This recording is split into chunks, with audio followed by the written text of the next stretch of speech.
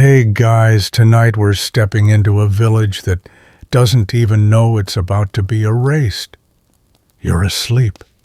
Your dreams are simple, warm bread, a dry roof, the rhythm of sheep bells in the distance. But outside, there's smoke on the horizon, a low drumbeat in the earth, and a kind of silence that feels like the sky is holding its breath. You blink awake. Your mouth is dry. And that's when you smell it. Wood smoke, thick and bitter. Not from your hearth. No breakfast smells. No neighbor's fire. Just the unmistakable stench of burning that doesn't belong. Your body moves before your mind catches up, like a deer's legs, twitching before it knows why. You scramble out of bed, feet slapping the cold dirt floor. Outside, someone is screaming, not shouting, screaming. You duck out of your cottage and immediately regret it. The entire eastern edge of the village is orange, not sunrise fire. Big rolling waves of flame swallowing thatched roofs. You hear a sharp clang, metal on metal, a scream that ends abruptly. Then a new sound, something between a cheer and a war cry, guttural and harsh. You've never heard it before, but somehow you know it's not from your village. And that's the exact moment it hits you. You're being raided. By Vikings. Yes, those Vikings. The ones with axes and shields and boats that look like monsters. The ones from the stories the priest told you, usually followed by prayers for protection and suspiciously large donations. You look down and realize you're wearing a nightshirt and nothing else. You don't have your boots. You don't even have your belt knife. And right now, your survival chances are lower than your winter grain storage. So before you get comfortable, take a moment to like the video and subscribe, but only if you genuinely enjoy what I do here. Let me know where you're listening from and what time it is there. I always love hearing from night owls across the world. Now dim the lights, maybe turn on a fan for that soft background hum, and let's ease into tonight's journey together. You turn and run. Instinct takes over. You dodge past your neighbor's goat, which is currently losing its mind in a high-pitched, bleating panic. Smoke curls around your legs. The air tastes like ash and adrenaline. You barely miss stepping on a burning roof beam. To your left, you see the miller's house collapse. A woman stumbles out her arms, cradling a sack of flour like it's her child. Two shapes follow her tall, armored faces, painted. One of them grabs her braid and drags her back. You do not stop. You know you're a coward. Right now, cowardice is survival.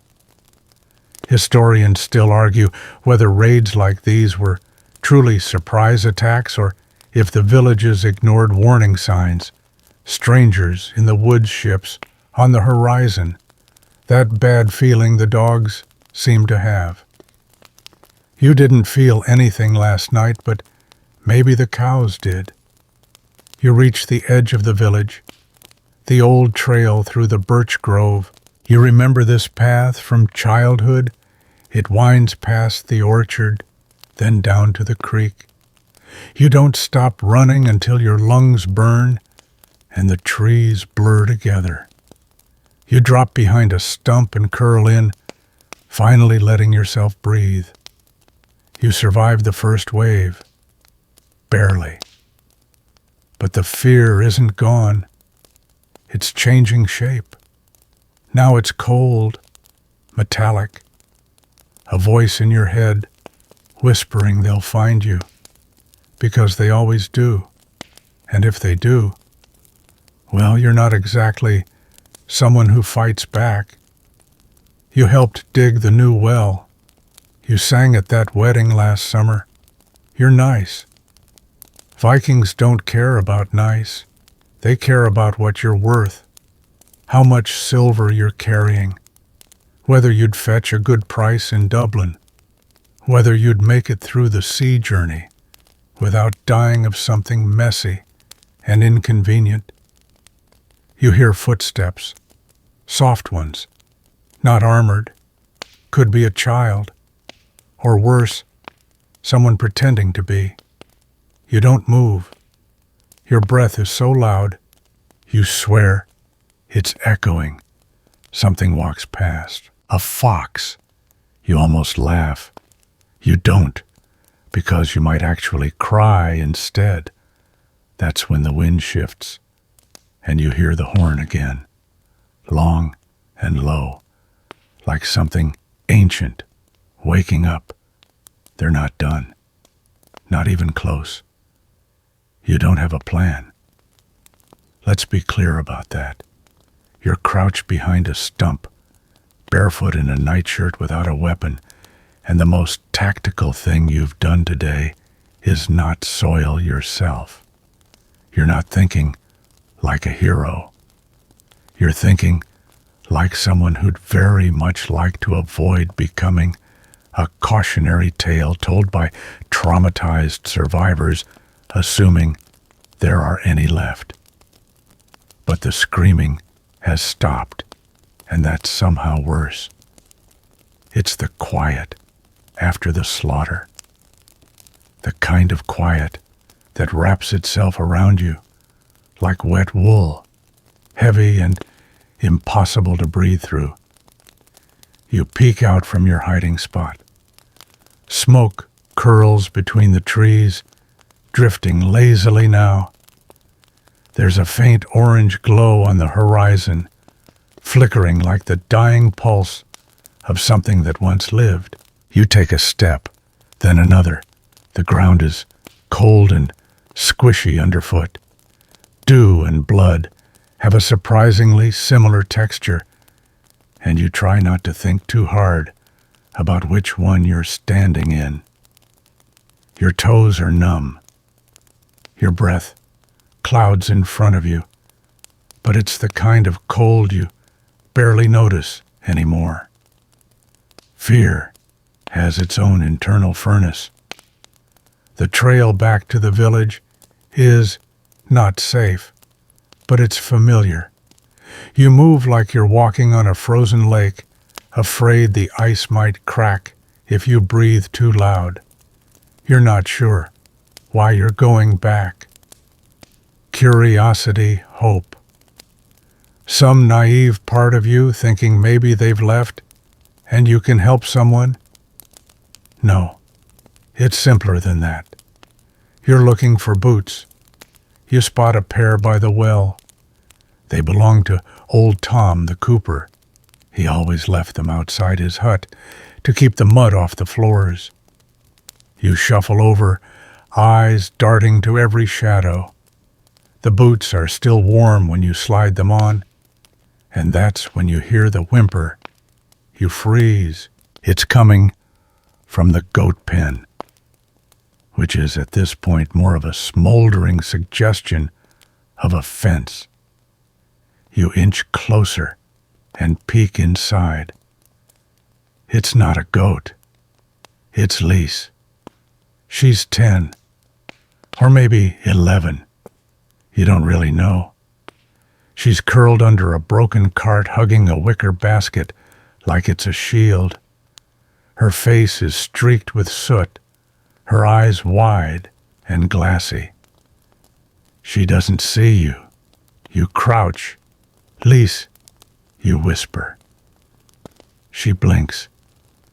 It's me, you say, and offer your hand like she's a wild animal, which honestly feels appropriate for both of you right now. She doesn't move.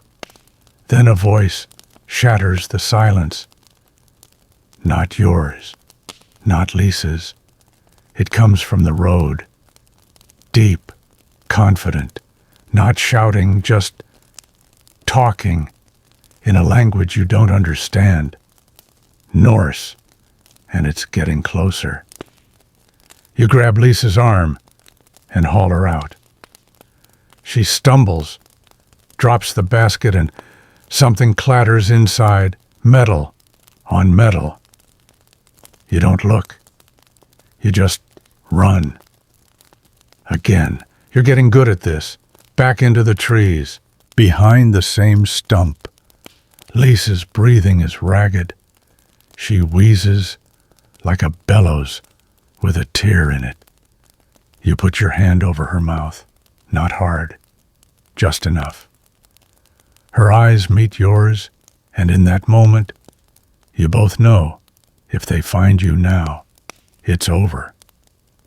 Historians still argue about Viking tactics. Some say they were organized, strategic. Others insist they were opportunistic, chaotic. What you know for certain is that whoever led this raid isn't just pillaging, they're hunting, moving methodically, calling out, listening. You lie flat on the ground. You can hear footsteps now, crunching, slow, calculated, a pause, then movement again. Someone's checking the huts. You wonder how long you can stay still. Your legs are cramping. Your lungs ache. Lisa's shivering so hard, you're afraid the brush around her will rustle. And then, miracle of miracles, the footsteps retreat. You wait. 5 minutes, then 10, then longer. Only when you're sure the sounds are gone do you let yourself sit up. Lise is asleep or unconscious. You check her pulse. Alive. Just out. You look toward the village again. You shouldn't, but you do. And what you see is worse than you imagined. Half the homes are just ash and timbers. The others are looted doors swinging open. The chapel roof has caved in. The well is scorched, and next to it you see 3 bodies lined up like logs, neatly, intentionally. A message. You don't count them. You can't. Instead, you turn your attention to something else, the dock. It's far just visible through a break in the trees. But there are boats, long, slender, with dragon heads carved into the prows. Their sails are striped red and white like they're mocking you. The warriors are loading barrels onto them, and people. You blink. Not corpses. People. Villagers. Alive. Bound. Lisa stirs beside you. They're taking them, you whisper. She doesn't answer. You're not sure what you expected.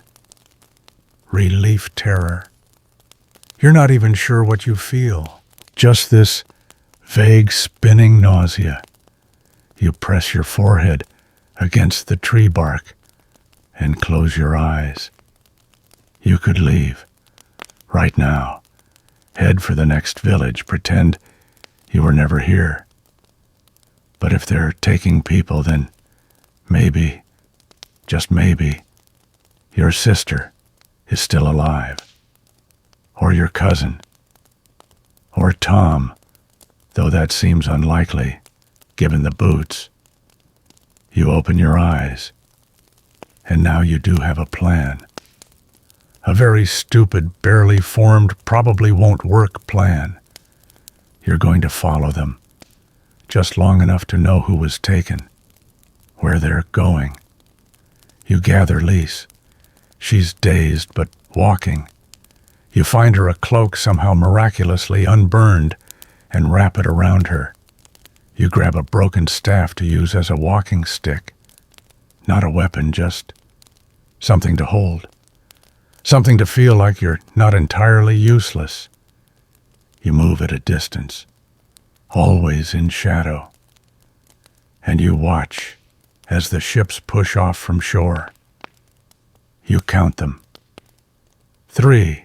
And you make a promise to Lisa, to yourself, to no one in particular. You're not going to die today. Maybe tomorrow. Maybe in some distant place where the sun never sets and the language tastes like thunder. But not today. Not barefoot, not silent, not behind a stump, like a forgotten sheep.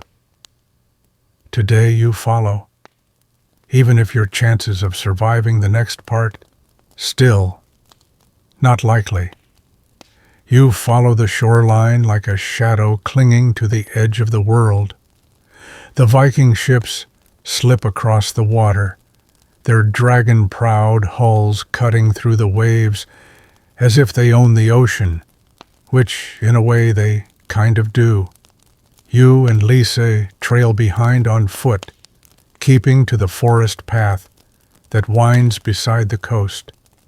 It's not the fastest route, but it's the safest, or at least the one least likely to end in a bearded man throwing a spear at your torso. Lisa hasn't said much. Occasionally, she stumbles and mumbles something you can't hear. You offer her water from a stream. She sips, without blinking. You get the sense her brain's taken a short vacation from reality. Honestly, you envy her. You walk in silence, your ears tuned to every rustle of wind, every bird that dares to sing. When a branch snaps behind you, your soul briefly vacates your body. Just a squirrel. Probably. Hopefully. You don't investigate. By midday, the ships have docked on a small, rocky beach ahead. You and Lise stop on a bluff overlooking the scene, ducking behind a tangle of bushes. From here, you can see the whole operation. The Vikings move like ants, shouting orders, herding villagers, checking supplies. You count again. 12 villagers, 3 warriors standing guard, 2 more dragging a barrel of fish toward one of the boats, and 1 very tall man with a fur-lined cloak and an axe that gleams like it's never touched dirt. He shouts something in Norse and everyone obeys. You assume he's the boss, the CEO of Pillaging Inc. You watch as he approaches a young man from your village, Tobin, the baker's son. Tobin stands tall, even bound at the wrists. You admire that. It lasts exactly 4 seconds. The Viking chief says something, and Tobin spits on his boots. The next moment is fast. A hand signal, a spear, a dull thud. Tobin crumples like wet laundry. You grip Lisa's hand so tightly, your knuckles go white. Historians still argue about the rules of Viking raiding.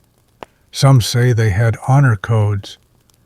Others say it depended entirely on the mood of the leader.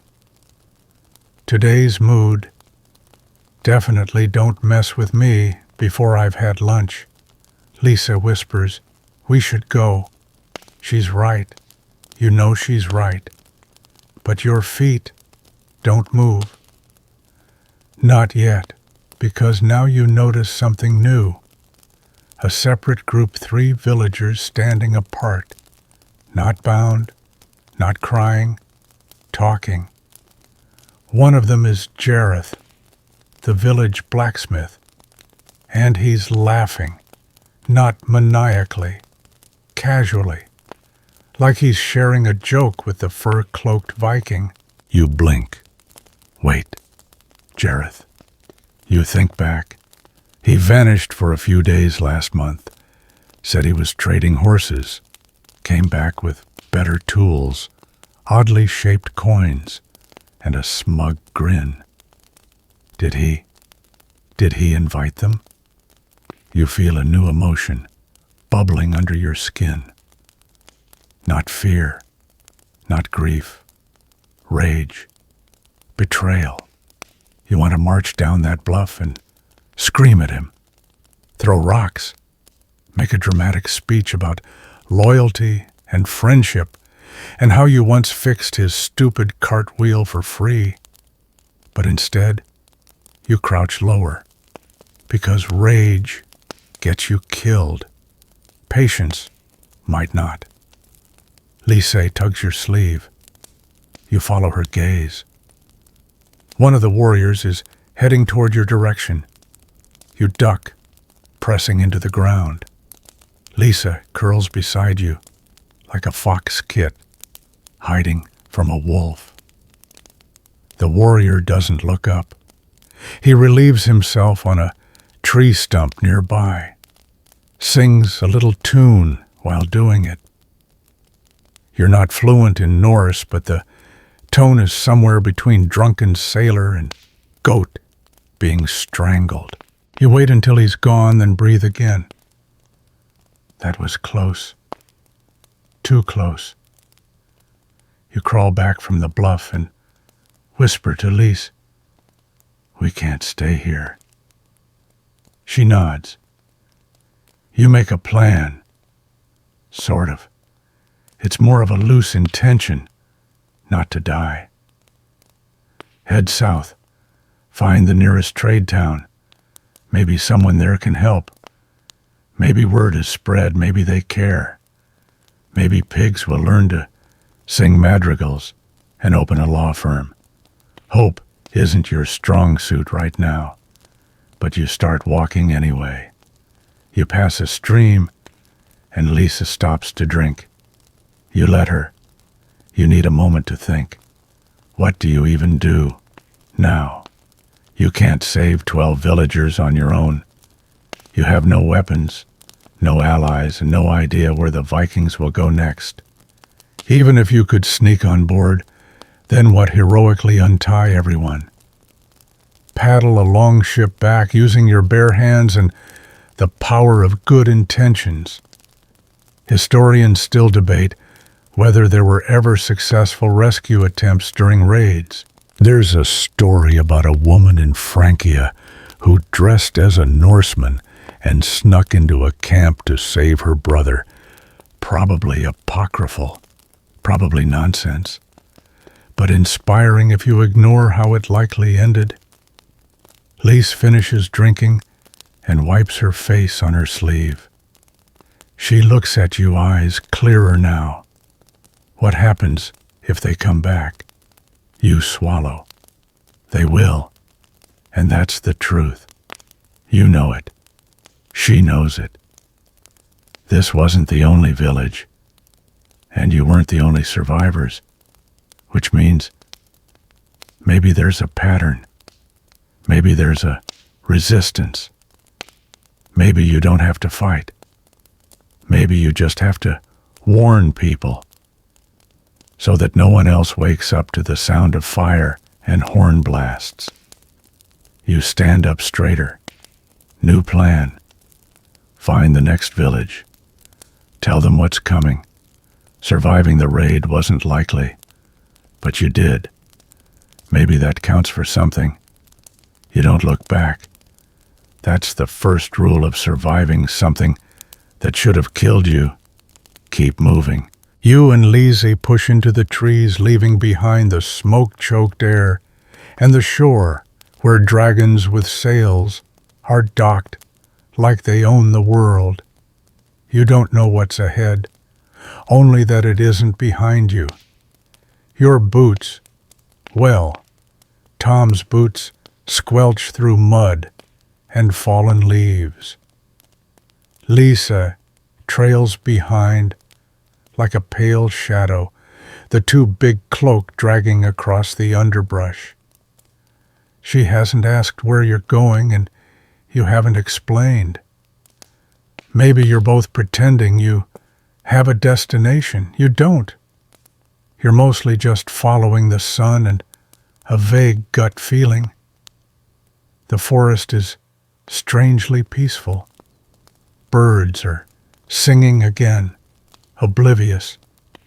A squirrel chitters from a branch above as if to say, "You again."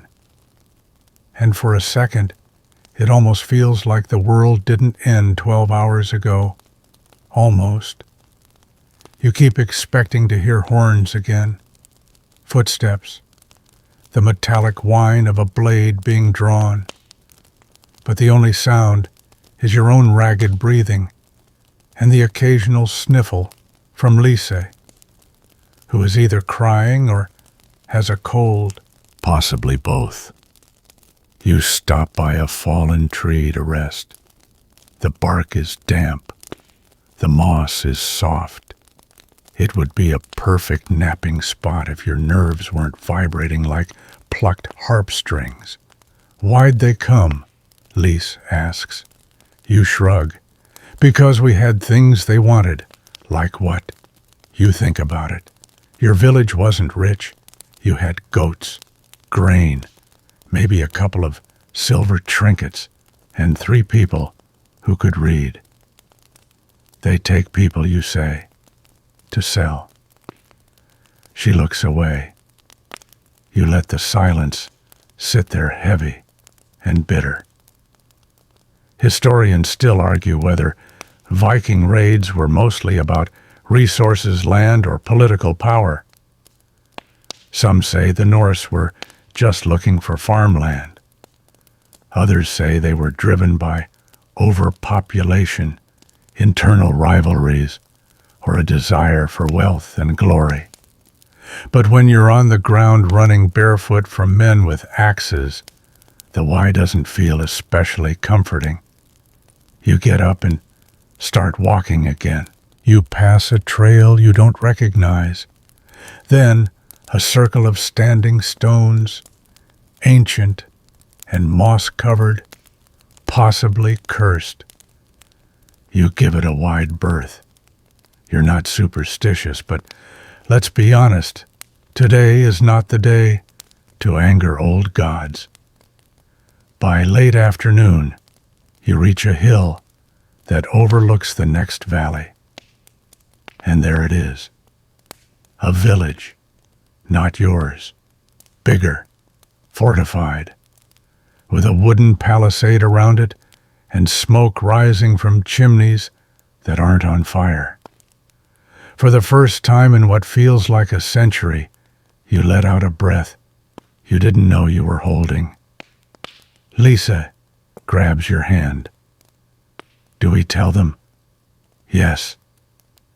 You both walk toward it, trying to look as non-threatening as possible. Dirty, shoeless, possibly traumatized, but not threatening. The guards at the gate shout when they see you. One raises a spear.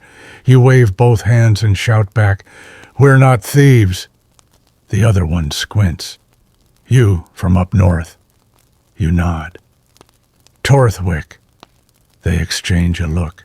"Not much left of Torthwick," the first guard says quietly.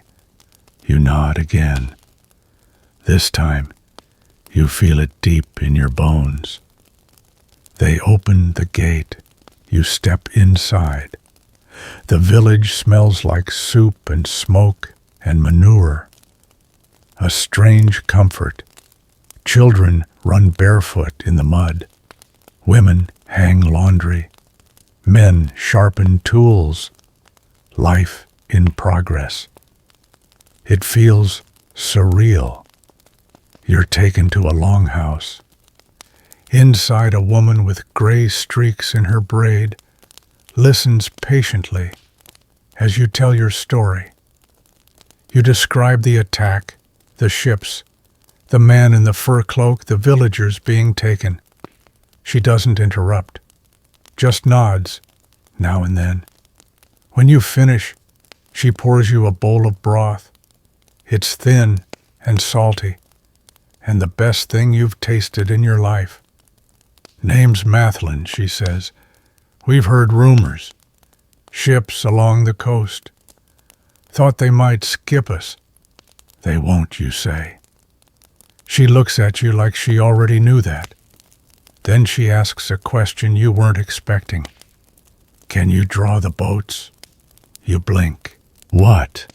She places a piece of charcoal and a scrap of parchment in front of you. It's rough, torn, but usable. I'll try. You sketch the ship, the dragon head, the stripes on the sail. You draw the chief's axe as best you remember. It curved like a bird's beak. She studies it. We've seen this one before, she mutters. Raid up the coast 2 winters ago. He's bold. Comes early in the season. You nod, unsure what to say. Mathelin looks at Lise.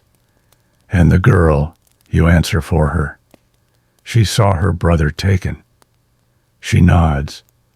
No sympathy in her face, just understanding, like someone who's done this too many times to waste time crying. We'll send word south, she says. There's a network. We trade fish for steel, steel for salt, salt for warnings. That surprises you? You didn't know villages cooperated. You thought everyone just waited to be next. There's going to be a meeting, she continues. Coastal towns, trade hubs, maybe even some old soldiers. If you want to help, come. You glance at Lise. She's staring into her broth. You say, we'll think about it, because honestly, it's the first offer of purpose you've had since your village burned. You sleep in the longhouse that night. It's warm, quiet, no horns, no screams. You dream of waves and fire, of voices speaking in tongues, of a dragon ship floating through a sea of stars. And when you wake up, something inside you has shifted. You're no longer just surviving. You're preparing. You rise before dawn. The longhouse is dim shadows stretching from the dying fire like sleepy ghosts. Lisa is curled beside you, breathing slow and deep. You take a moment, just one, to watch her sleep. She looks younger, softer, not like the girl who clawed her way through the woods in blood-streaked clothes, not like the girl who watched her brother vanish into the hull of a ship with horns. Then you're up, boots on, cloak wrapped. A new day, a new direction. You step outside. The village is still. Frost clings to rooftops. Smoke curls from chimneys in lazy spirals. A dog barks, once, then settles again. You breathe in the cold and let it settle somewhere in your chest where the fire used to be. You find Mathelin at the small stable by the east wall, brushing down a shaggy brown pony. You're early, she says. You nod. She gestures to a bench. Sit. You do. Today we send word to Altmere, she says. They've had fewer raids, good stone defenses, a river that slows the boats. They've been collecting survivors. You raise your eyebrows. Like an army, she snorts. No. A list. Names, maps, counts of the dead. Witnesses. That hits harder than you expect. You've been trying so hard to survive that you forgot you were a witness. You saw Tobin fall, saw the flames eat your neighbor's home, saw the dragon's head rising from the mist. You ask, what happens if we give them names? They get remembered, she says, instead of erased. Historians still debate whether oral accounts from Viking-era villagers were reliable, or whether fear twisted memory beyond truth. But when you're the one who smelled the burning, heard the screaming, and counted the empty beds, it doesn't feel like a story. It feels like a ledger of pain, and someone should write it down. You offer to go with the messenger to Altmere. Mathelin gives you a long look, then nods once. We travel light, she says. You leave at noon. Back in the longhouse, you explain to Lise. She's already up combing her fingers through her hair. I want to come, she says. You hesitate. It'll be dangerous. She shrugs. So is staying, and that's that. At noon, you mount a horse with a shaggy mane and a temper problem. Lise rides behind you, arms around your waist. The messenger, a boy no older than 14, but with the eyes of someone who's seen too much, leads the way. The road to Altmere is long. Fields blur into forest.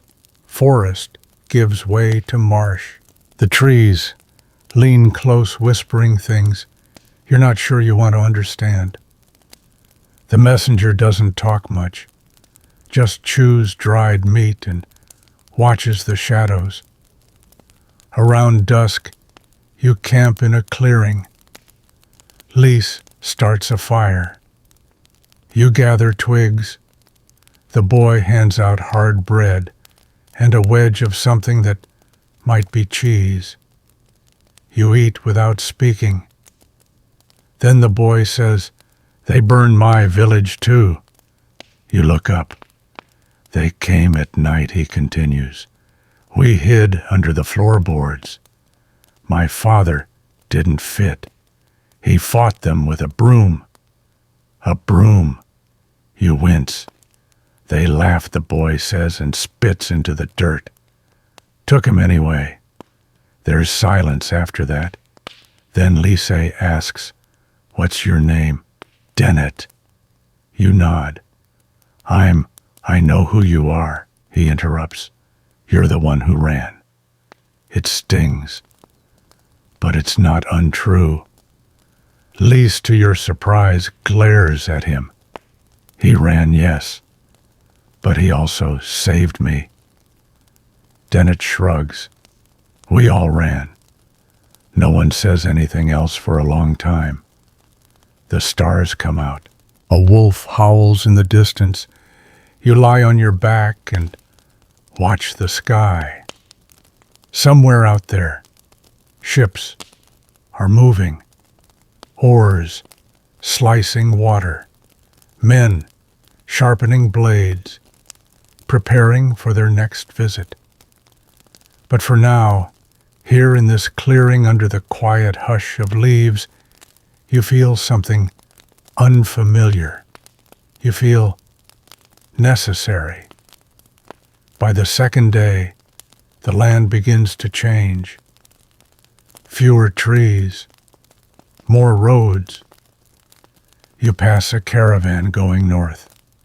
2 oxen, 5 men, 1 child with a slingshot. They nod politely. Their cart is full of salted fish and barrels, labeled in red paint. Trade still exists. Life still stumbles forward. You ask Dennett, "How do people keep going?" He shrugs. What else are they going to do? A fair point. You crest a hill late that afternoon and see it Altmere. It's not beautiful. Stone walls, thick and squat, smoke rising in orderly spirals, people moving like ants. But compared to where you've been, it looks like a miracle. The gates open for you. Inside, everything is loud. Horses snort. Hammers ring. Children shout. But underneath the noise is something else: structure. People know where to go, know who to talk to. You're taken to a hall with long benches. A woman in armor, actual armor, greets you. She's got salt and pepper hair and arms like tree trunks. You're the Torthwick pair. You nod, sit, talk. And you do. You tell her everything. The ships, the chief, the betrayal, the girl in the birch grove, the fire. She takes notes with a quill that scratches like a rat in the dark. When you finish, she nods. Once. We're organizing a council, she says. Merchants, elders, militia, survivors like you. You'll speak. You blink. Me, who better you want to protest? Say you're no one, just a coward in borrowed boots. But she's already moved on, calling over a scribe. Lise squeezes your hand. Maybe this is why you lived, not to swing a sword, but to make sure someone remembers. The meeting hall smells like sweat dust and oil lamps. It's too bright, too crowded, and far too loud for your liking. You sit on a wooden bench, back straight, palms slick. Lise sits beside you, small and still, her hand wrapped around yours, like it's the only anchor in the storm. People file in, some in fur cloaks, some in patched linen, others with polished boots that gleam like river rocks. You recognize no one, but they all look at you like you're about to say something important, which frankly is terrifying.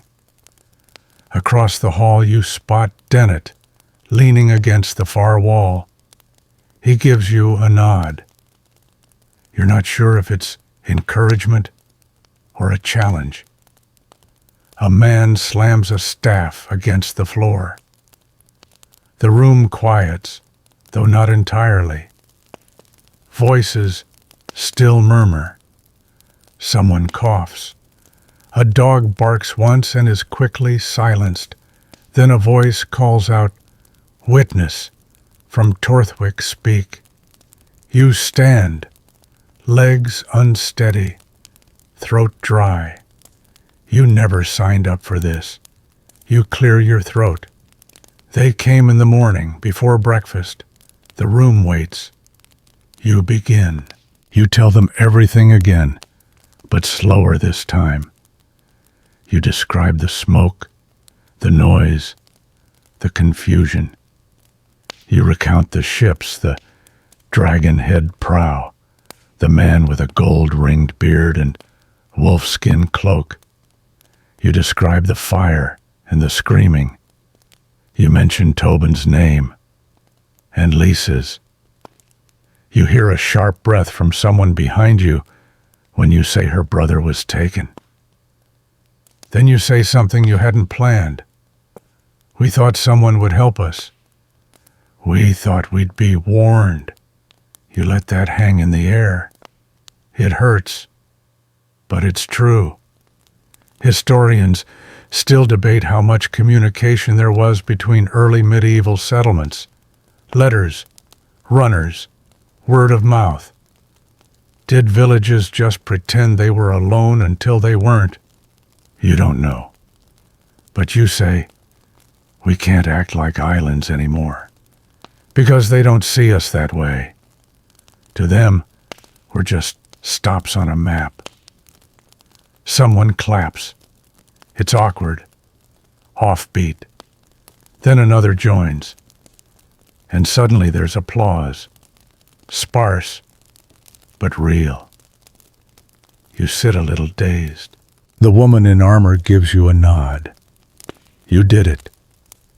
After the meeting, you step outside for air. The sun is setting over the stone wall, painting the sky in streaks of bruised purple and ash pink. You take a long breath and let it go slowly, like steam from a boiling pot, finally lifting. Lise joins you. You were good, she says. You laugh once. I was scared. She shrugs. Everyone is. You lean on the wall, watching crows drift over the trees. A man approaches. He wears a scholar's robe, frayed at the hem, ink stains on the sleeves. He introduces himself as Aldrich. He's from the archive. I wrote down your speech, he says. Would you be willing to help me draw maps? You blink. Maps. He nods. Of the coastline, where they came from, where they landed, where they burned. You pause. Why me? You saw it, he says. That makes you more useful than half our council. You agree. Because why not? You can't bring Tobin back, but maybe you can put him on a map. The days stretch. You settle in Altmere like a stray cat, allowed near the hearth, but not quite of the household. People nod to you now. They say Torthwick like it's a title. You help Aldrich with maps. You describe shorelines, boat sizes, how many raiders per house, which buildings they spared. He writes it all down in sharp, tiny letters. Historians will thank you one day, he says. You snort. Historians, he shrugs, assuming there's still history left. There's dark humor in that, but you appreciate it. You also learn. About coastal signals fires built on cliffs to warn inland towns. About coded messages sent through bell rings and horn calls. About the men who ride between villages with scrolls tucked in their boots. There's a system here, crude, but real. You didn't know it existed. Now you're a part of it. Lise trains with the town's healer. She doesn't talk about her brother, but you catch her boiling herbs, bandaging wounds, practicing knots with twine when she thinks no one's watching. She's learning how to save people. You're learning how to track them. Neither of you speaks of the day you ran anymore, but it's always there, beneath everything, like a scar that still itches in the rain. One morning, Aldrich hands you a charcoal sketch. It's rough, but you recognize it instantly. The dragon-headed ship. He's copied it from your description, added shading and ink wash. Below it in blocky letters, raider pattern, a leader, identified. You stare at the image. Then you whisper, his name was Skari. Aldrich looks up. Skari. You nod. One of the villagers shouted it before they died. He writes it down. Skari, the man in the wolf skin, the one who stood on the prow like a god of fire. A name, a start. The world feels slightly less chaotic when you can name the monster, even if it's only one of many. Historians still argue whether Viking leaders like Skari were warlords, kings, or just charismatic thugs with good boats. The line between fame and infamy was as blurry then as it is now. But one thing is clear. They were organized, coordinated, strategic. And now maybe the rest of you can be too.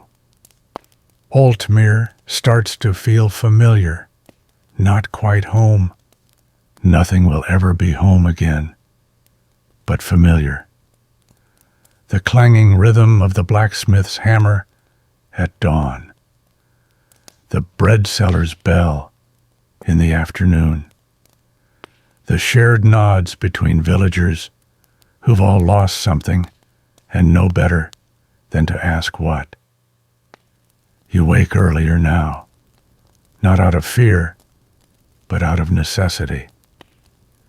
You've taken to walking the eastern wall before sunrise, watching the mist lift off the river like a ghost shedding its skin.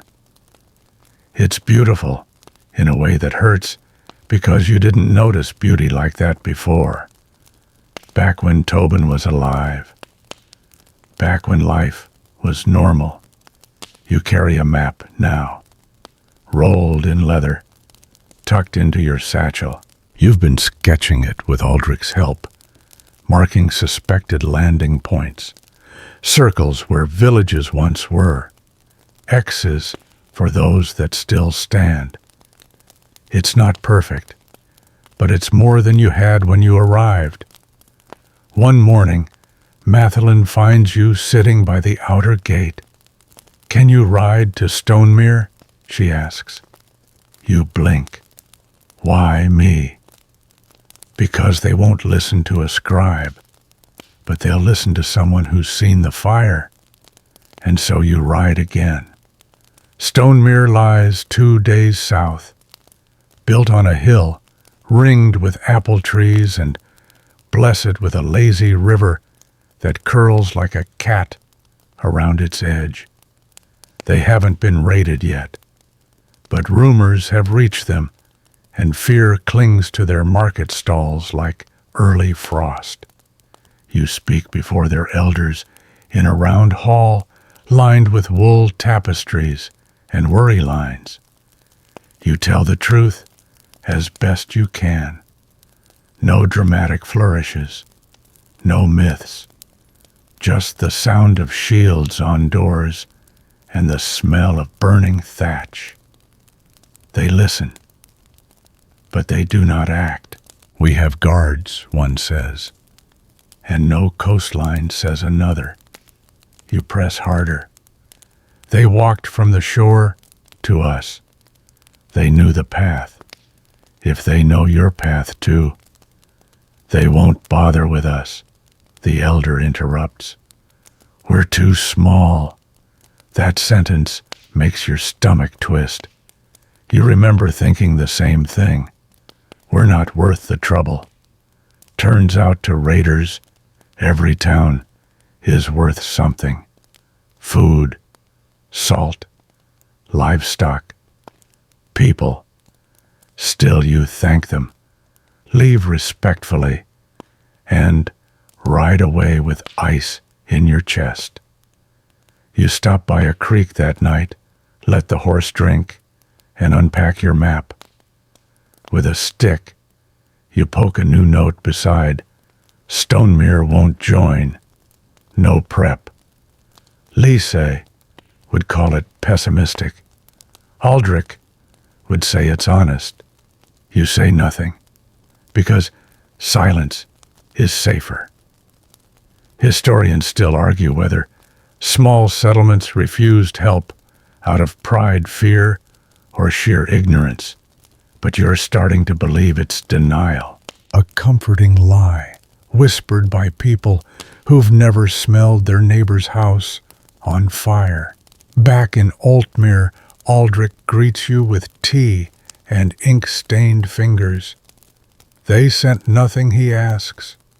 You shake your head. He sighs. We need allies, not islands. Then he adds, Stonemere, to his chart, drawing a little wall around it in thick black ink, his way of showing it's closed off. Maybe they'll change their minds when the smoke comes, he mutters. You don't say what you're thinking. Maybe they won't get that chance. Winter creeps in, like a cat soft-pawed, and sudden. The fields go stiff. The river edges freeze. The villagers wrap themselves in wool and superstition. You start carving sticks for the signal fires, one every 3 miles, covered in pitch, stored in dry sheds, ready to light if the ships appear again. It's slow work, repetitive, but comforting in its simplicity. Lise helps. Her fingers are raw from herb grinding and splint tying, but she insists on stacking wood and hauling buckets. I don't want to just wait anymore, she says. Neither do you. One afternoon while cutting firewood, you spot a stranger on the road, limping. Hood pulled low. He carries a long staff and wears a cloak stitched from too many pieces. He collapses near the gate. You and 2 guards run out. He's barely conscious, lips cracked, eyes half shut. You bring him water. He drinks like someone trying to undrown himself. Later, by the fire, he tells his story. He's from Eastwin, or rather, he was. It's gone, he rasps. They came from the cliffs. 2 ships, red sails, the kind with the dragon heads. He reaches into his pack and pulls out a strip of sailcloth. It's stiff with salt, dyed a deep, angry red. This was nailed to the well. You take it from him. It's not just red. There's a symbol, a coiled serpent, biting its own tail. Aldrich's face turns pale. Scary, he says. Your hands tighten. That name again. Scary. Like a bad song stuck in your skull. You update the map that night. A new X. A new loss. Another mark closer to Altmere. You wake the next morning with a knot in your chest. Fear. No. Resolve. There's a pattern now. You can feel it. A slow encircling, like wolves testing a herd. You don't want to be a sheep anymore, so you go to Mathelin. I want to train, you say. She raises an eyebrow. With a sword, with anything. She eyes your shoulders. You've got the arms of a farmer. Then I'll swing a shovel. She grins and hands you a spear. It's heavier than you expect. So is the idea of fighting back, but you take it. Because maybe surviving isn't just about running anymore. The spear blisters your hands before it sharpens your aim. Training is brutal, not in the cinematic montage-worthy kind of way, but in the slow, soul-grinding repetition that makes your arms ache and your pride shrivel. You lunge, you miss. You lunge again. You fall. Mathelin, ever patient, simply says again. You learn quickly that battle isn't about strength. It's about knowing when not to die. She shows you how to shift your weight, how to plant your back foot, like a tree root, how to let the other person tire themselves out while you breathe. It's not elegant, but it's efficient. And in the end, that's the point. Lise watches, sometimes pretending she's passing by on an herb run, but you catch the way she lingers when you practice forms. She never comments, just offers you a strip of boiled bark for your blisters and a look that says, "At least you're trying." One night after drills, you sit beside her near the signal post overlooking the valley. There are 10 posts now, 10 fires ready to blaze if the sea brings ships again. "Do you think they're coming soon?" she asks. You glance at the sky. It's red near the horizon. Maybe. "They always come in cold months," she says. "Because people are hungrier. Because people are slower." You nod. Historians still argue whether Viking raids followed seasonal strategies or were driven by sheer opportunism. Some say they waited for harvest. Others claim they moved with the tides. You've decided they move with weakness, any kind, any shape. And weakness is everywhere lately. Another rider arrives from the east. She wears a green scarf and a face wind-chapped raw. Her name is Mirian. She brings news. A town called Weirhold was sacked 3 days ago. 4 ships. One flew the Serpent banner. You don't need to ask whose. She also brings a surprise, a wounded man from Weirhold who escaped. You listen to his story.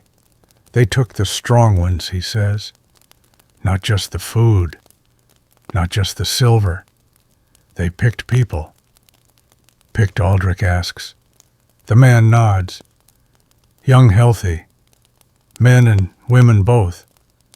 Like they were sorting." You feel a chill.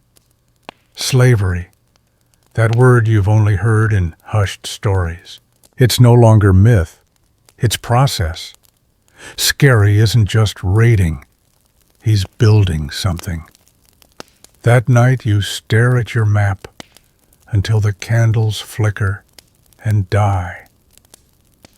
The X's feel too heavy. The ones that aren't crossed out feel like promises you haven't kept yet.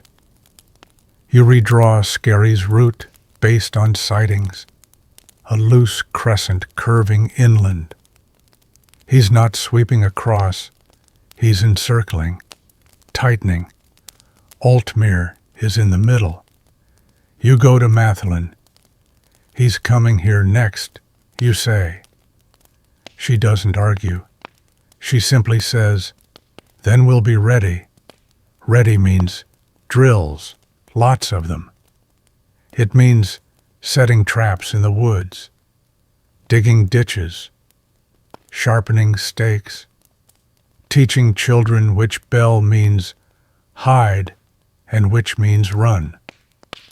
Lise organizes supply caches, barrels of dried food, bundles of cloaks, first aid kits wrapped in oilskin.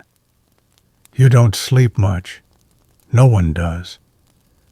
But the village hums now, like a clock being wound. And not one person says, "We're too small anymore." The first smoke appears on the southern horizon 3 days later. Thin, pale, distant. A scout brings word. Small village, burned livestock, taken boats, seen along the inlet. You light the first signal. 1 fire in the chain of 10. It blazes against the dawn. A message written in flame. And you wait. Not with panic, not this time, but with your spear in hand. Your boots laced tight, your map folded in your coat because you're not a farmer anymore. And this isn't a story about being spared. This is the part where someone finally fights back. That night, Lise approaches with a bundle of cloth. For luck, she says, it's a scarf. Dark blue, dyed with elderberry and stitched with a small knot pattern in the corner. You tie it around your wrist. It smells faintly of herbs and smoke. "You'll come back," she asks. You hesitate, because you don't know, but you say, "I'll try." She nods, and that's enough. The horn sounds the next morning, not a drill, not a false alarm. The rhythm is sharp, urgent. You run, not away, but toward the gate. The ships have landed, 3 of them. Red sails, serpent sigils, just like the cloth from Eastwind. The villagers fall into place. Mathelin takes the west flank. You take the center. Lise disappears into the healing tents, her sleeves already rolled. You grip your spear tighter, not because you're fearless, but because you're ready, because someone has to be, because you remember Tobin and the smoke and Scary's smile.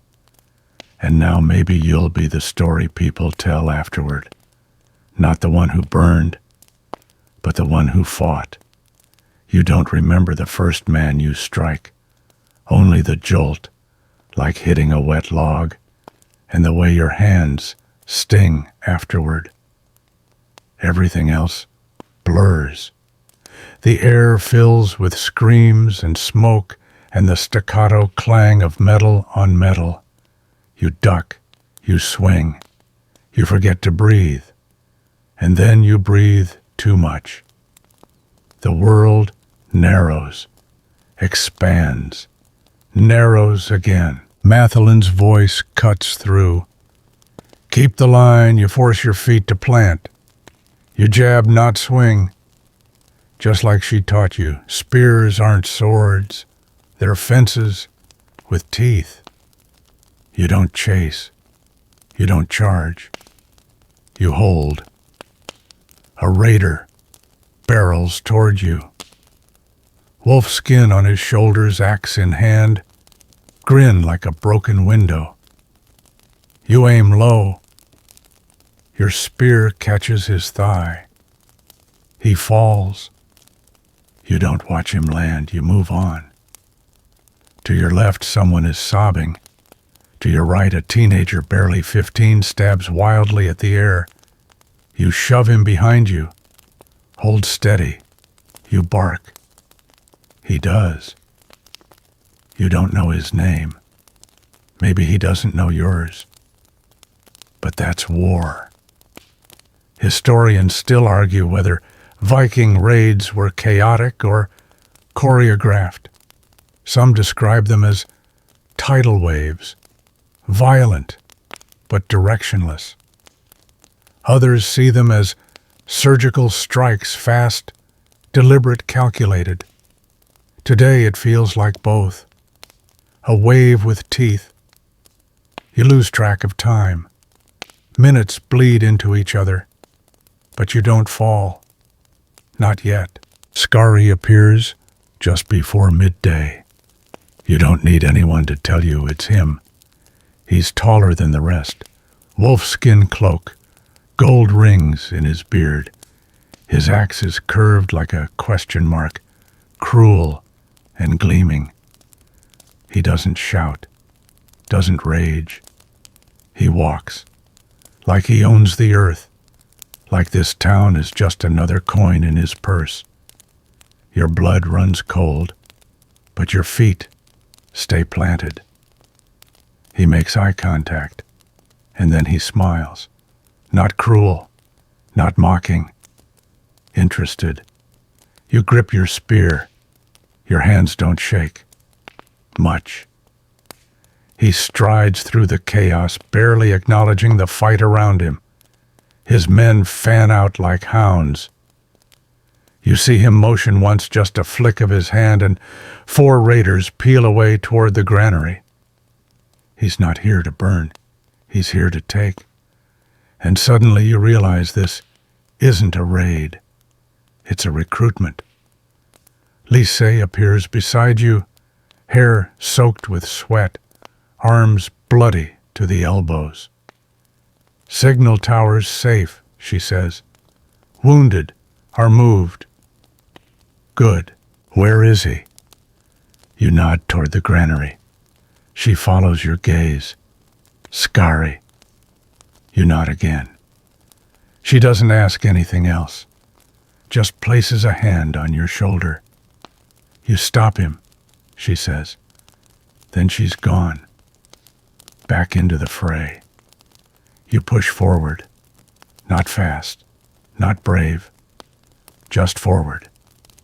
Scary spots you, tilts his head, like a falcon spotting a squirrel that's slightly too bold. You raise your spear, and for a heartbeat, everything else falls away. Just you and him and the hollow thrum of something ancient in your bones. He comes at you like he's late for dinner. No theatrics, just speed. You barely parry. His axe bites the air inches from your ribs. You stumble. Recover. Jab. Miss. He swings again. You duck. Time stutters, then your foot finds a rock. You slip, and in that breath of a moment, you think this is it, but a cry pierces the chaos. A horn, not from your side, from the east, another signal fire, and it's not yours. It's a response. Reinforcements number not troops, towns, Stonemere, and beyond. They lit their fires. They're joining. Scary pauses. He hears it too. That's when your spear finds his shoulder. A clean hit. Not deep, but deep enough. He snarls, pulls back, stumbles. His men shout in Norse. A signal is given. A retreat just like that. The tide shifts. You fall to your knees. Not from injury, but from relief. It's over. For now. The fires die down. The villagers regroup. Scari's gone, but not defeated. Not yet. That night the map gets a new mark, not an X, but a circle. Altmere. The village that held, the village that drew the line. And for once wasn't crossed. Altmere smells like ash and sweat and something else, something strangely close to hope. Not joy. That's too big a word. But hope. Yes, that fits. A cracked seedling poking through scorched earth. You wake the morning after the attack on a straw pallet in the signal tower. Boots still on Lise, asleep beside you, head resting on a rolled-up cloak. Her hands are blistered. There's dried blood along her jaw. But she's breathing evenly, peacefully. You don't wake her.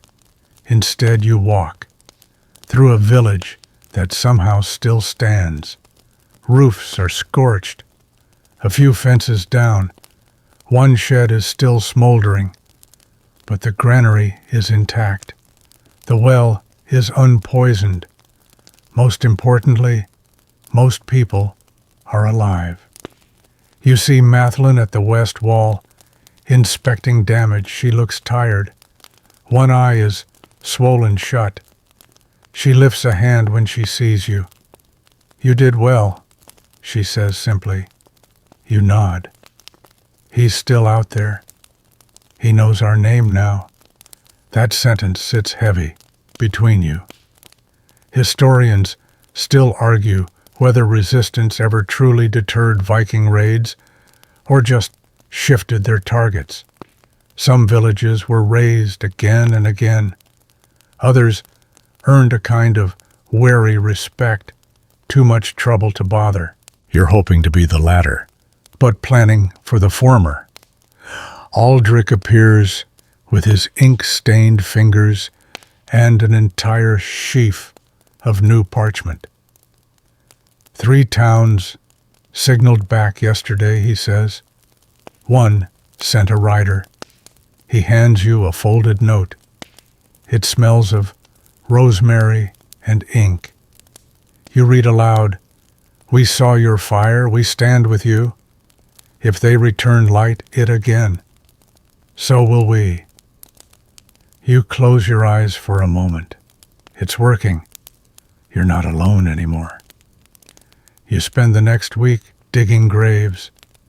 There's no ceremony, just earth, sweat, and silence. Even the children help carrying stones for the markers. Tobin's grave is the first one you tend. You finally carve his name. It's crude, but it's real. Lise joins you at sunset. She doesn't say anything, just lights a small candle beside the stone. You sit there together until the wax pools and hardens. She leans her head on your shoulder. In the evenings, people gather near the longhouse again.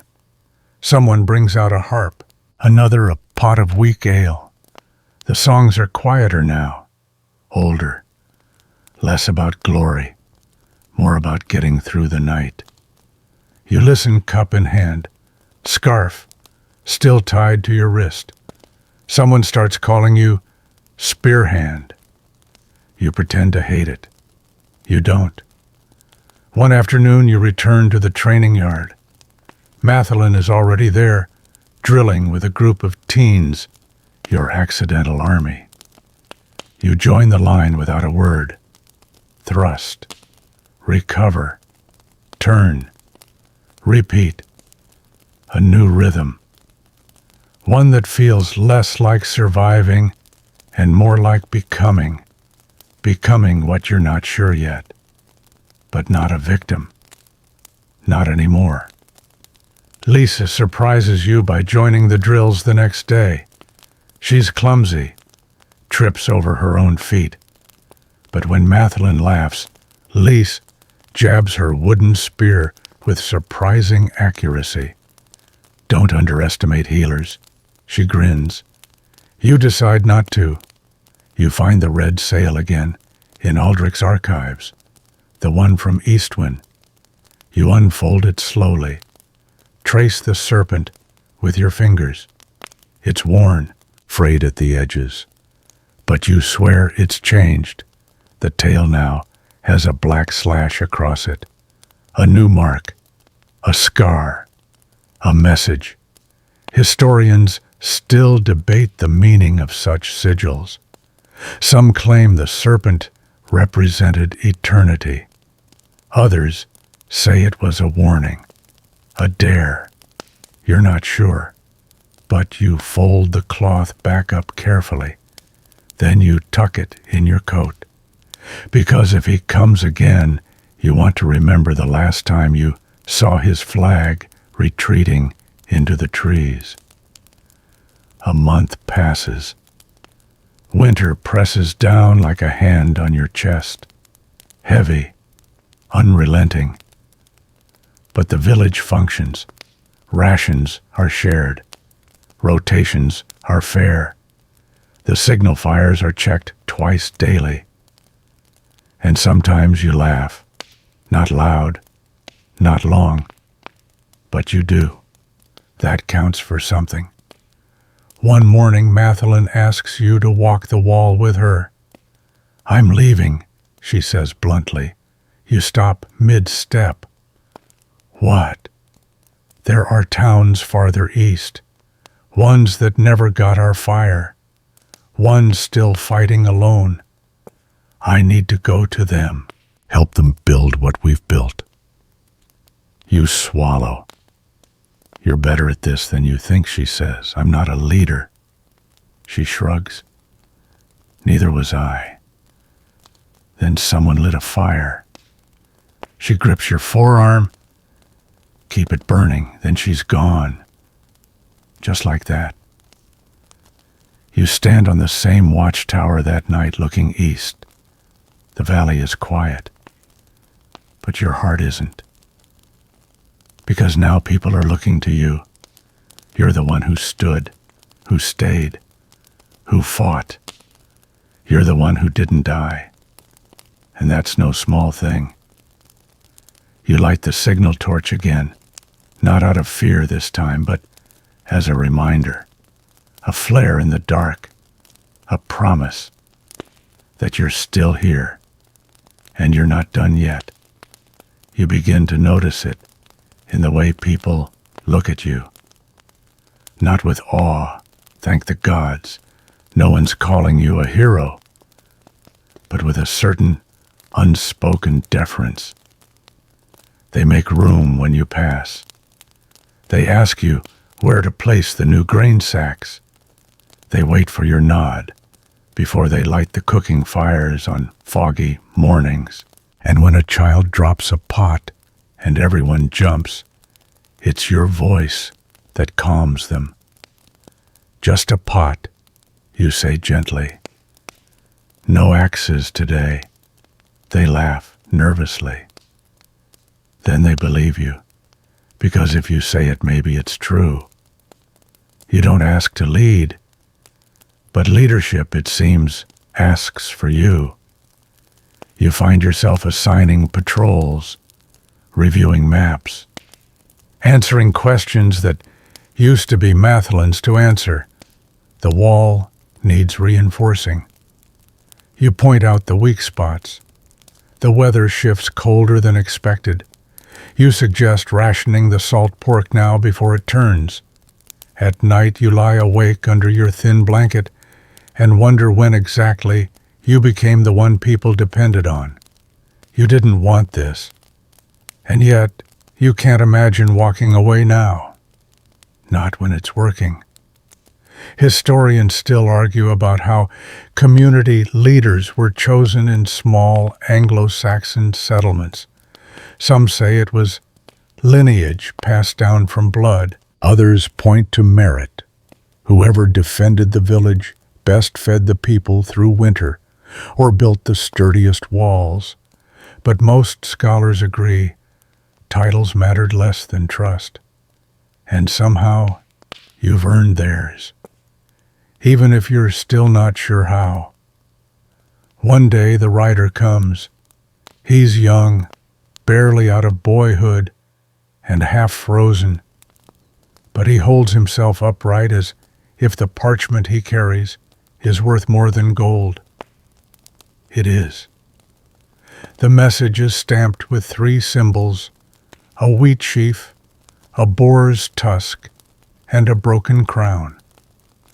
3 villages to the north, Woldmere Kefin and Hollow Hill, have united, formed a defense pact, inspired, they say, by Oltmere's signal fires. They want to meet, coordinate, strategize. You stare at the paper. You never thought this would spread. And now it's growing faster than you can track, like fire licking up dry wood. The first council is held in Oltmere's longhouse. You sweep the floors yourself. Lise arranges dried lavender near the benches to fight the stink of old meat and smoke. Aldrich unrolls his best maps and stands them up like a child showing off drawings. The leaders arrive on horseback, coats trimmed with fox fur expressions, guarded but curious. One is missing 2 fingers. Another wears a bandage around his eye. All of them bear the same haunted look you carried a month ago. You know what it means. They've seen Skari, or someone like him. The meeting begins with silence, then questions. How many men can you muster? How many spears? What do you know of the longships, the banners, their movements? You speak when spoken to, not to impress, but to inform. Facts, not bravado. The mood shifts. They listen. One of them, Lady Anwin from Woldmere, leans forward, studying you. You're young, she says, not unkindly. You've seen more than most. You nod. I've lost more than most. That earns a long pause. Then she says, that's why you're still here. By nightfall, an agreement is inked. Shared scouts, shared grain, shared fire posts across the hills. If one is attacked, the others ride. A pact. You never thought you'd be making those. Certainly not with nobles. Certainly not in your soot-stained tunic and muddy boots. But here you are. When they leave, Lise sits beside you at the fire. Looks like you're a politician now, she teases. You grimace. Please don't say that. You think we'll win? She asks, more serious now. You poke the fire. Watch the embers leap like tiny soldiers. I think we won't be alone anymore. She exhales slowly. That's a start. You keep training. Keep patrolling. Keep listening. Because there's no finish line. Only preparation. Then, one morning, a hawk circles the village 3 times. Not unusual, but something about it feels off. Old Aldrich mutters omen under his breath. You don't laugh. Because hours later, a rider arrives, the mark of Eastwind on his cloak. But not from Eastwind. Not anymore. Gone, he says. Simple as that. No survivors. Just smoke. And footprints heading west. Toward you. The council convenes again. This time, no one waits for your opinion. They ask for your plan. And you give it. Clear. Measured. Unsparing. Reinforce the west wall. Evacuate the children. Stock the wells. Move the infirm to Hollow Hill. We make our stand here, you say. No one argues, because they know what you've seen, because they remember the fire, because they trust you. You go to the signal tower again that night. You light the torch. The same one you lit when you were still a farmer, still afraid, still unsure. The flame flickers, then roars, and somewhere in the hills, one by one, the fires answer. It starts with the smell, not smoke, not blood, but the sea. You wake to it, briny, sharp, impossible this far inland, but unmistakable. It carries on the wind like a warning. Salt and rot, and something ancient, something that once dragged itself onto shore, dripping and cruel. Then comes the sound, low at first, a distant drumbeat, not war drums, oars, rhythmic, inevitable. You rush to the watchtower. Fog lies heavy across the valley, but the birds are gone. No crows, no hawks, no gulls. Even the wind feels hushed, like the land itself is holding its breath. You don't need to see them to know they've come back. Skari doesn't wait for nightfall this time. By midday, the first sail cuts through the mist like a knife through cloth. Black, the same serpent as before. But now it has 2 heads. You clench your jaw. They're not just raiding anymore. They're answering. You gather the defenders. Some are older now, some newer. A few from Woldmere and Kefin arrived 2 days before. You count 83 total. Not enough. Never enough. But you speak clearly, calmly. This is not east wind, you tell them. We are not sheep. We are not firewood. We are the line. Lise squeezes your hand as you step down. Nice speech, she whispers, very growly. You don't smile. Not today.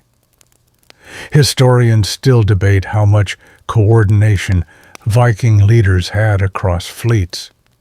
Some say war bands operated in loose competitive networks.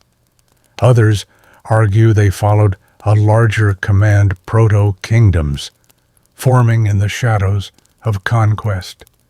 Either way, Skari isn't improvising anymore. He's testing you. And this time, he brought friends. The first wave comes with silence. You expect battle cries. Instead they walk through the fog, expressionless, axes in hand, shields raised, like reapers harvesting quiet. You order your archers to hold, hold, hold. Then, now. The arrows whistle, thud into fleshwood, the cold ground. Some fall, most don't. Still it begins. You've trained for this.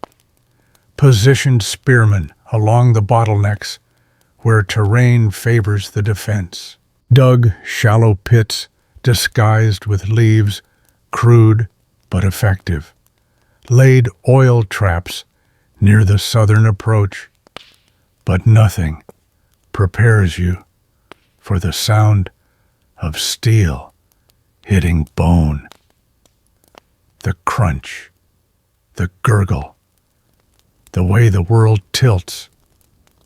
You steady yourself and fight. It's not like last time. You don't flail. You calculate. Block.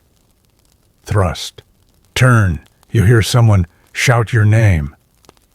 Not spearhand. Your actual name. And for a moment you're just a person again. Not a symbol. Not a leader. Just scared and angry and alive. A teenage boy drops beside you, clutching his ankle. You haul him behind a wagon. I can still shoot, he gasps.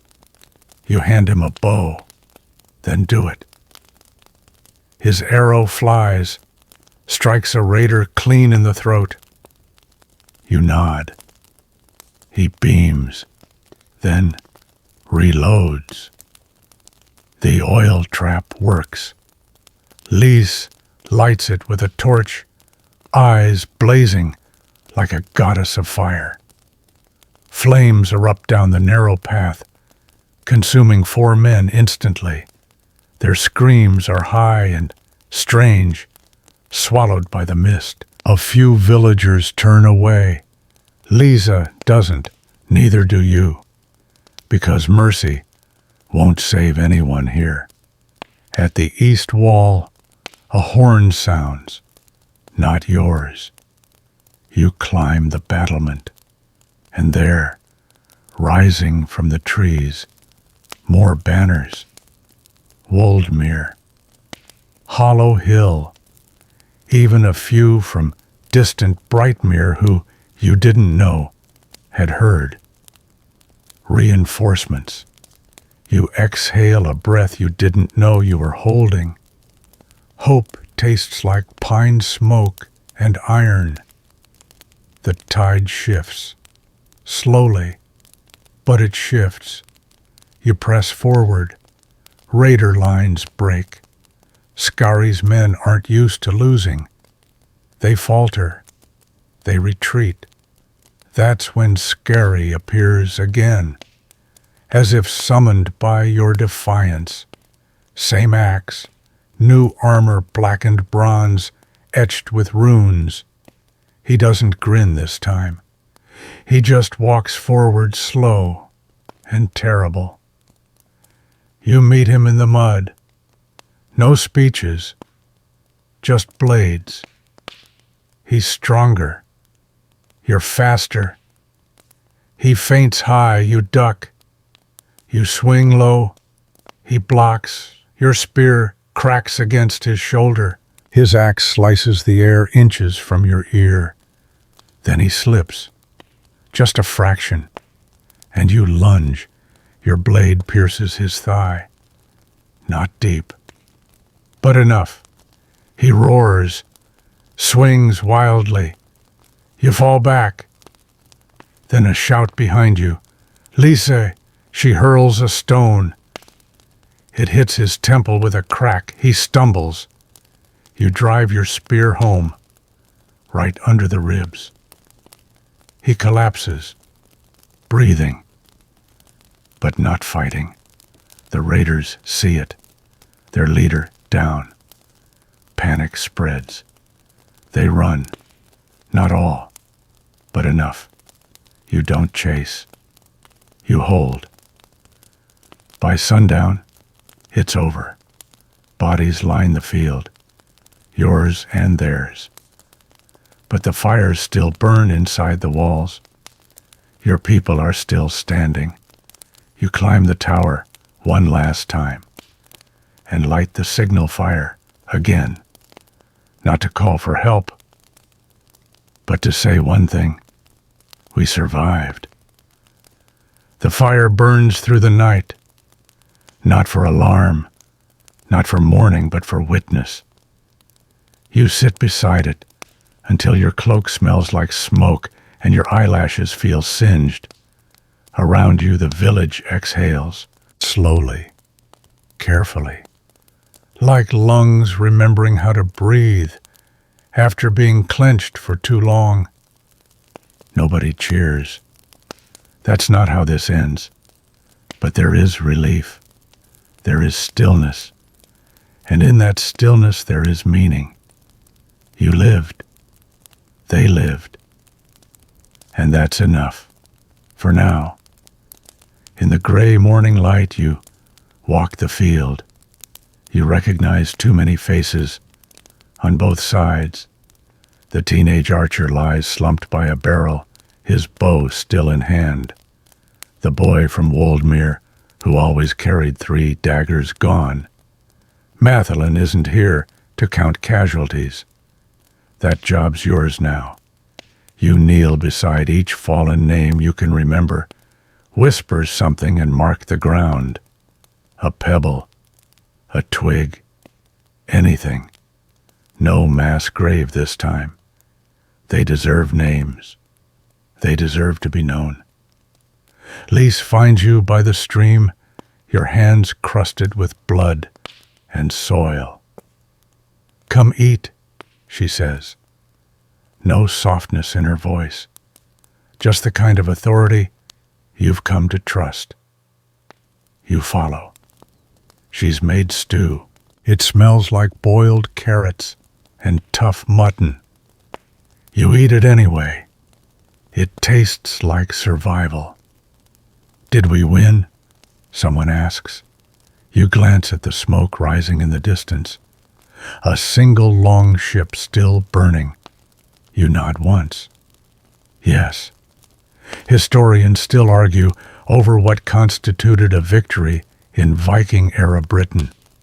Was it surviving the raid, driving them off, not losing your home, or merely counting fewer dead than last time? Definitions vary. But most agree a village that repelled a second raid earned something rare, a chance to shape the next chapter. And you've earned that, even if you don't know what it looks like yet. Skari lives. They pulled him from the field, half dead, snarling, coughing blood. He was tied to a cart and taken north to a prison camp run by one of the Allied towns. You didn't watch him leave. You didn't need to. Some say he won't survive the infection. Some say he'll come back. You say nothing.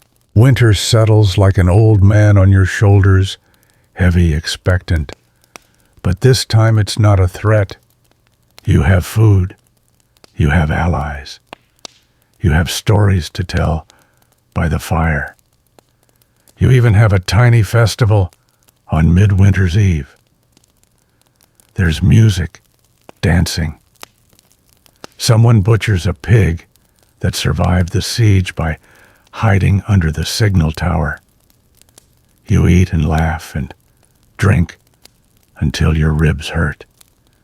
And Lise kisses you once, unexpectedly, by the firelight. Just once.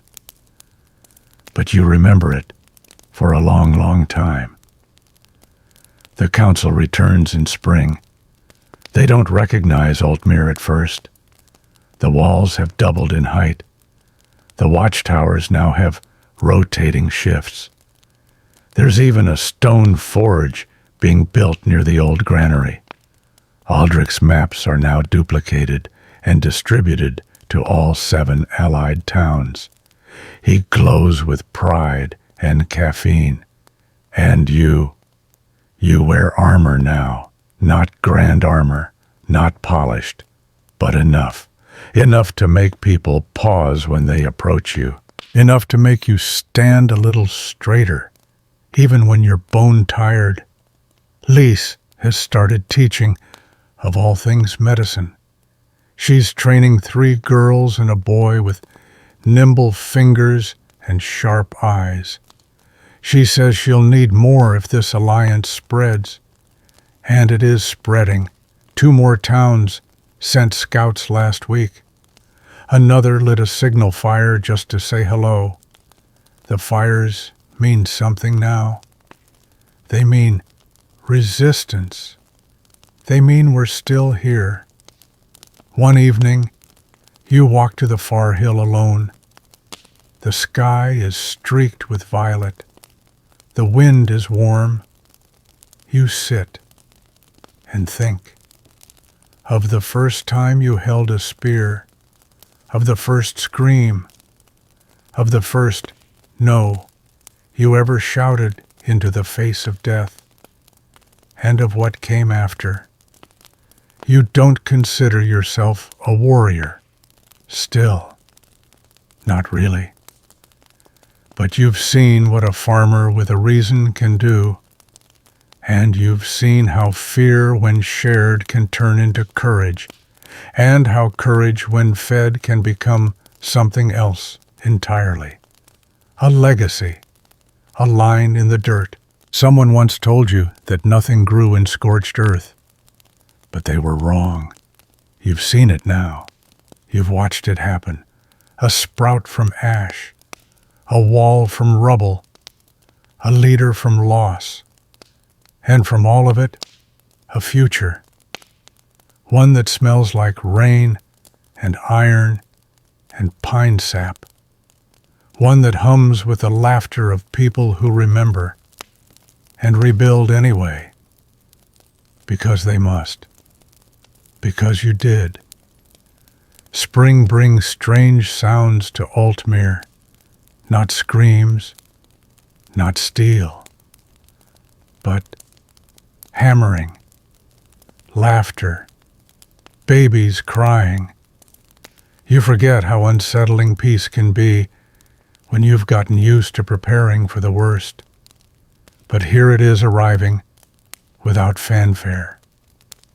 No dramatic banner, no bard singing of victory, just new fences going up roofs being repaired, and someone arguing about goat prices in the market square. You walk among it occasionally, touching a door frame, or patting a post like you're not sure it's real. Lise teases you, you're like a ghost inspecting your old house. She's not wrong. You keep expecting it all to vanish, but it doesn't. The alliance holds against all odds. Trade flows between the villages now. Grain for leather wool, for salt tools, for books. There's even talk of setting up a road a real, maintained road with actual markers so travelers don't wander into marshes or wolves. And guess who they want to organize it? Yes, you. Apparently, surviving 2 raids makes you good at infrastructure. Historians still argue whether these kinds of local alliances planted the seeds for early English unification. Some claim they were short-lived, purely defensive pacts. Others suggest they laid the cultural groundwork for regional governance, what would eventually become the shires and boroughs of medieval England. Either way, Altmere becomes a name that spreads, not as a battlefield, but as an idea. You're invited to visit Kefin, not for war, for a wedding. You ride out with Lys and Aldrich and 3 of the newer militia, all fidgety and excited. The path is smoother now, freshly trampled by trade carts and messenger boots. There are signs posted at forks in the trail, painted wooden planks with names and arrows. It feels absurdly modern. You realize Aldrich mutters, "This is how empires begin." You grin. With signs, he shrugs.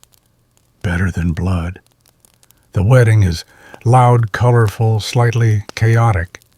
You sit through 6 speeches, 2 songs, and 1 very determined child reciting a poem about sheep. The couple is radiant. The food is questionable. Someone gives you a turnip as a gift. It's all wonderful. You realize you haven't seen anyone carry a weapon all day, and no one looks afraid. That night, as the music fades, you and Lys lie on a blanket under the stars. You're not sure who reaches for the other first, but your fingers intertwine like it's always been that way. The stars above seem quieter now, less ominous.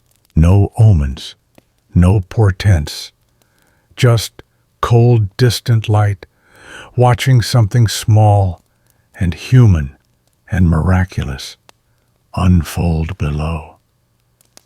"I never thought we'd have this," you whisper. She replies, "That's because we weren't supposed to." And she's right. But here you are.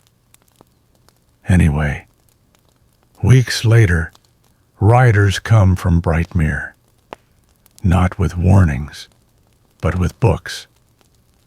A monk half-blind and all beard sets up a corner in your longhouse. He offers to teach anyone who wants to learn letters and numbers. You build him a bench. Someone donates a stool.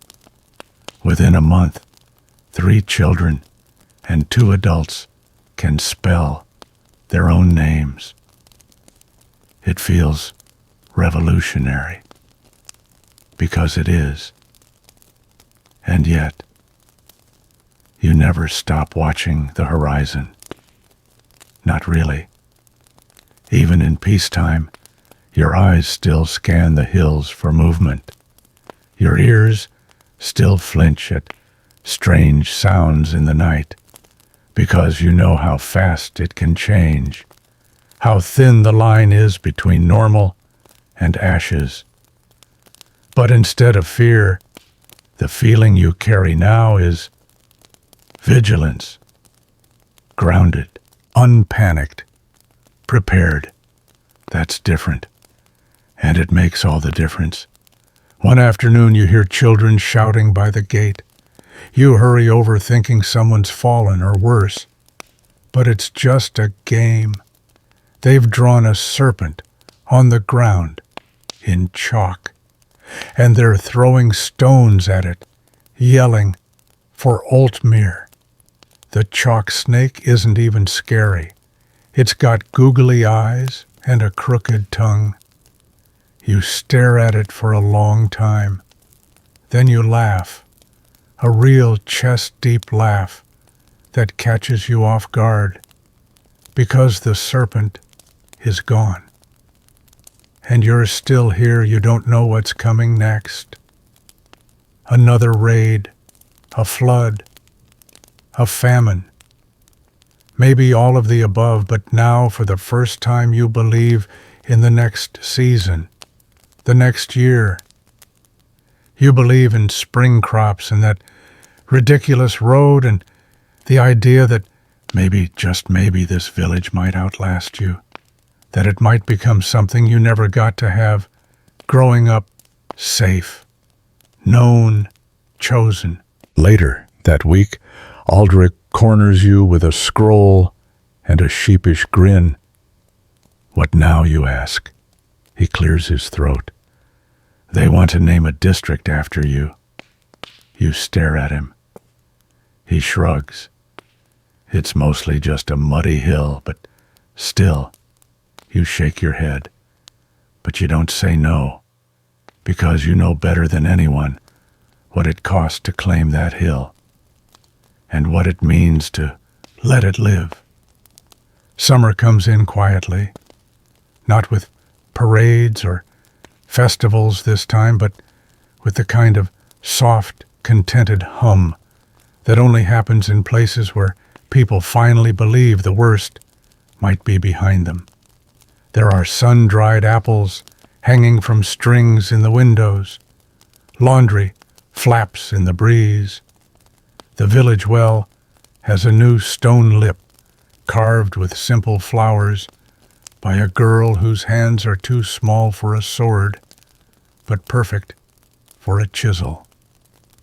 You don't realize how beautiful it all is until you catch yourself just watching, like it's a play written by someone else. And you get to sit front row.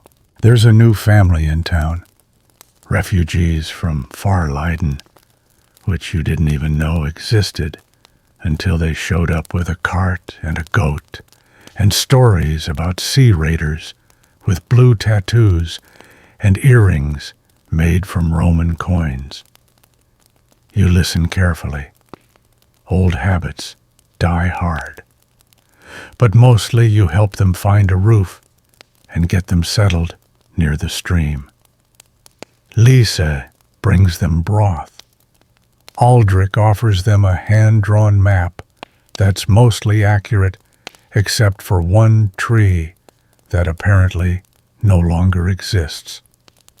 And the little girl, barely 6, asks you if you are the one who stabbed the serpent.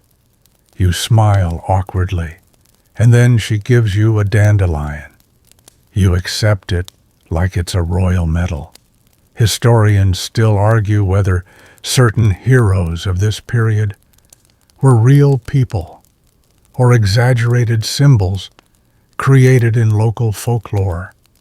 Some villages kept oral records of their defenders. Others wove their stories into songs and cautionary tales. You're beginning to understand how myths are born not from lies, but from survival told over and over until memory becomes legacy. You're not a myth, but you're beginning to sound like one. The first real council gathering happens in Brightmere. 12 villages now, all sending delegates. You wear your nicest tunic, the one with a single blue stitch on the sleeve, embroidered by Lisa, who claimed you needed one thing that wasn't covered in blood or dirt. She wasn't wrong. The hall is larger than you imagined, carved from old pine and echoing with voices from all over the region. Some speak with lilting accents, some in whispers. One man from Alderholt insists on calling everything by its Latin name, which becomes a running joke before the second hour. You're nervous. But then you speak, and the room listens.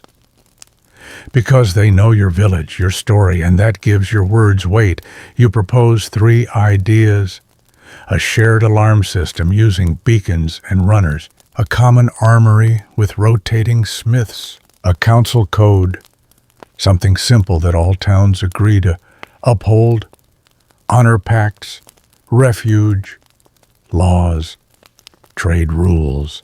There's silence, then murmurs, then applause. A woman from Hollow Hill says, "We didn't just survive, we evolved," and it sticks.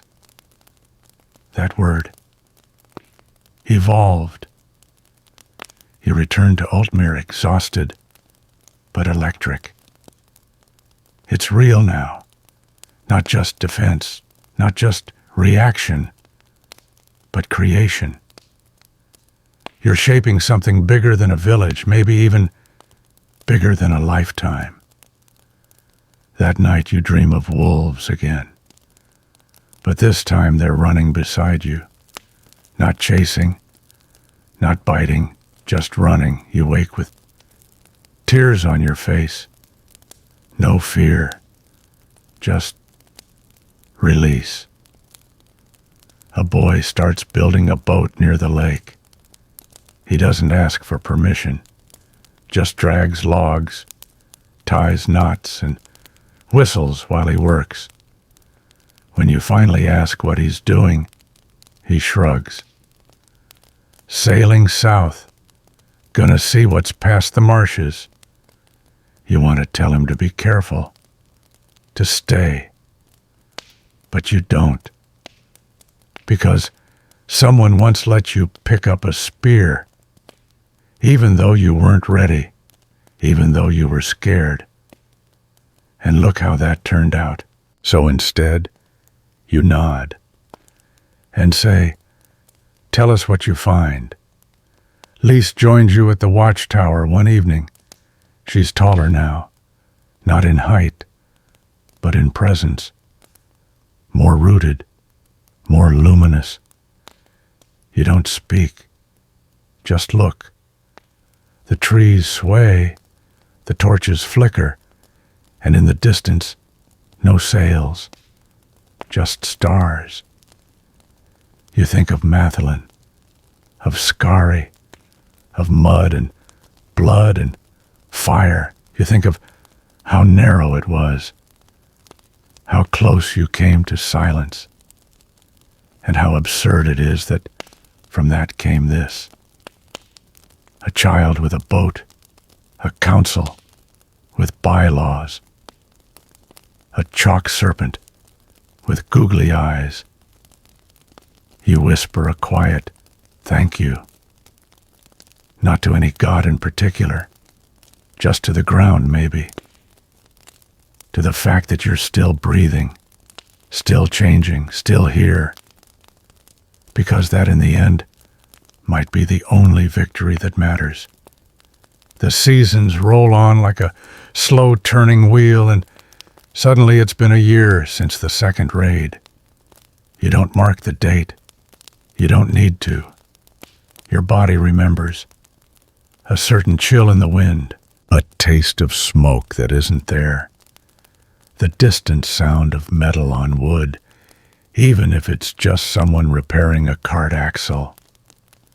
You stand outside the longhouse, hands behind your back, and watch your village. No alarm bells, no panicked shouts, just a baker throwing flour at a giggling boy who stole a half-shaped loaf. It doesn't feel like a celebration. It feels like something deeper, a quiet vow. Never again. You help Aldrich update the map. It's become a ritual now. Each change inked with precision, names carefully etched where nameless forest used to be. New villages appear.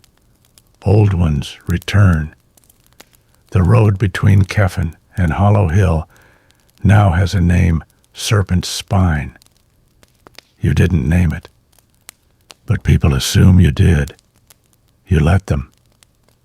It's easier than explaining the irony. One evening, a small group of travelers arrives. Foreign accents, long coats. They carry strange instruments and wear expressions that say they're used to asking questions no one has answers to. Scholars, apparently, from the coast, looking to document survivor societies of the Northern Raiding period. They treat you like a subject. You treat them like tourists.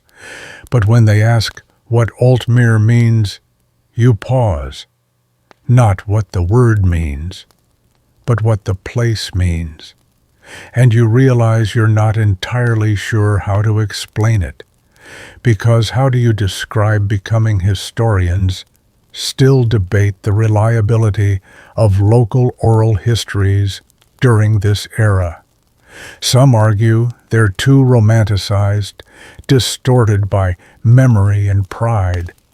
Others claim they reveal the emotional truth better than any tax record or battle ledger ever could. If someone ever records your story, you hope they get the feeling right, even if the facts go a little sideways.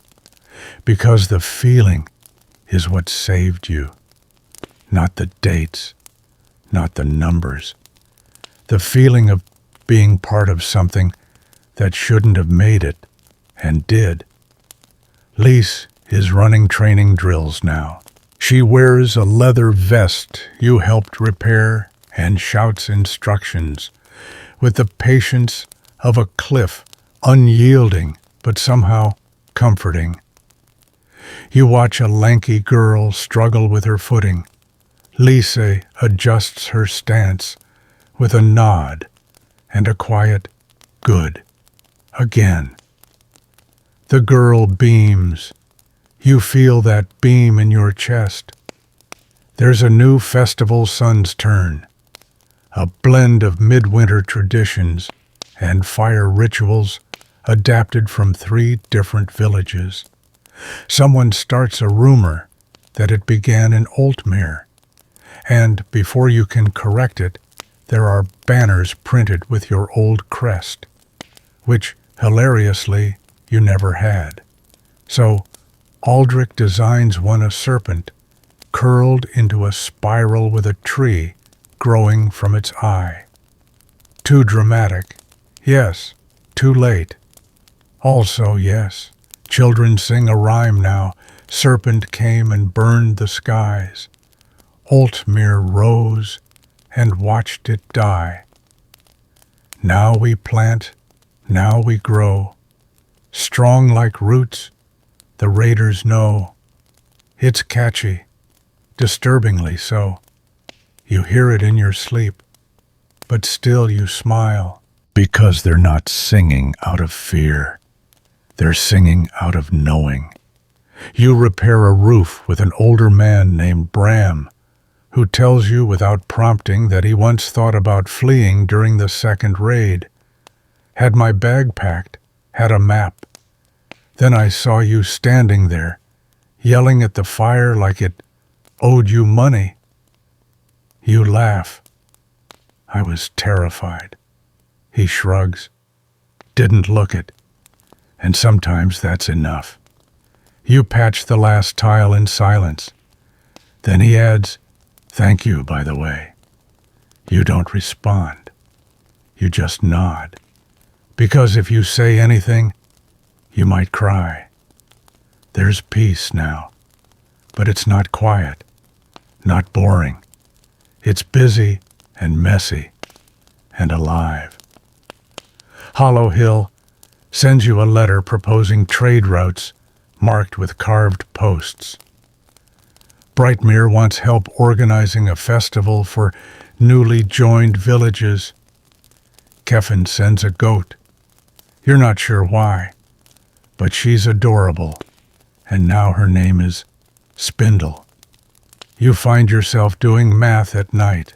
How many days until the next planting? How many blankets do you need if winter comes early? How many arrows in storage? How many stories to pass down before someone forgets how it started? You never wanted this job, but now you can't imagine not doing it. Because if you don't keep count, who will? The fire in the watchtower burns every night.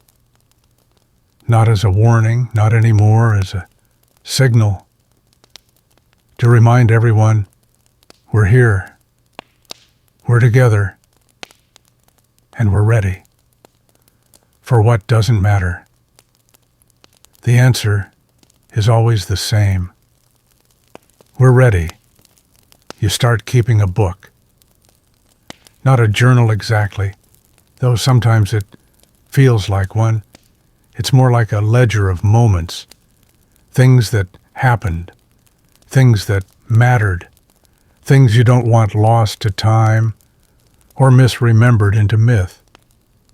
Like the day the last of the burned-out homes was finally rebuilt, or when the twins from Hollow Hill got married in the Altmere Square and used braided rope from 3 villages to tie their hands, or that time Spindle the goat broke into the granary and caused an emergency town meeting which devolved into laughter and pie. You don't write to be remembered.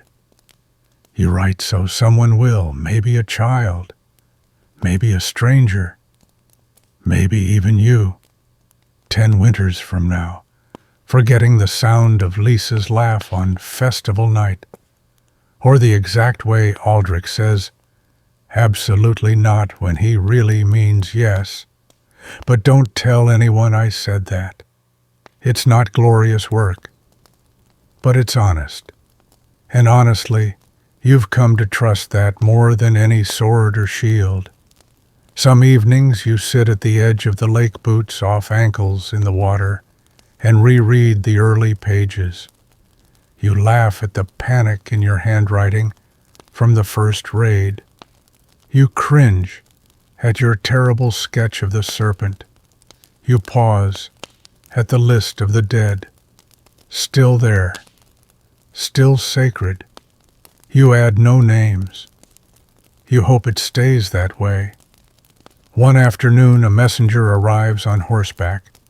Clean tunic, tired eyes, scroll in hand. A seal you don't recognize. You crack it open and read words that make your stomach clench.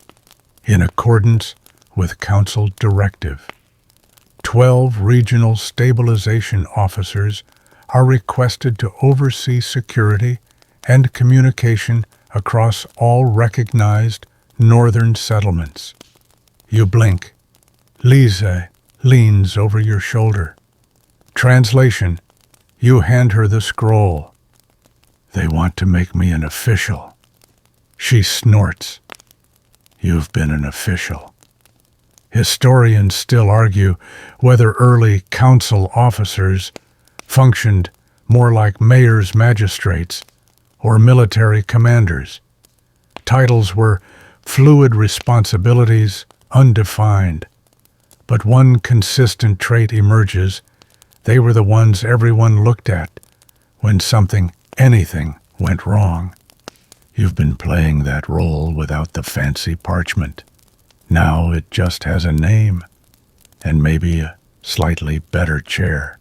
The next months blur into long walks, longer meetings, and entirely too many stew dinners with neighboring elders who insist on debating trade tariffs as if the fate of the world depends on oat prices. You sit through it all, patient, steady. But when the room gets heated or the proposals turn selfish, you speak, not loudly, but clearly. And people listen, because you never ask for more than you'd give yourself. And that shows. Meanwhile, the village grows. Two new homes go up near the hill. A midwife moves in from Kefin and sets up a clinic. There's even talk of a small school. Nothing grand, just a shaded hut where kids can learn their letters and not accidentally set fire to the goats, a real incident involving lantern oil and science. You visit once a week. You're terrible at math, but you can tell a good story. And the kids love hearing how you once fell into the latrine while chasing a thief. Lee still brings that up at dinner parties. One evening, a storm rolls in. Big one. Thunder so loud it shakes the beams. You walk the perimeter with a lantern, checking walls and roofs. You don't have to. Everyone's capable now. But they sleep better, knowing you're watching. And honestly, so do you. You pass Aldrich's door. He's awake, of course. Old habits. He waves a mug at you. Still can't sleep through thunder. You shake your head. Still think the gods are arguing. He grins. Hope they're arguing about someone else this time. You grin back. That would be nice, wouldn't it? Just 1 year where you aren't the story. The rain eases by dawn.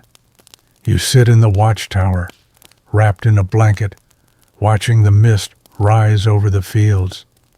You're tired, deeply, wonderfully tired, not from fear, not from grief, but from life, from the sheer normalcy of survival, of thriving, of waking up knowing there's breakfast and someone needs your help fixing a wheelbarrow, and a group of kids are going to argue about whose turn it is to feed Spindle.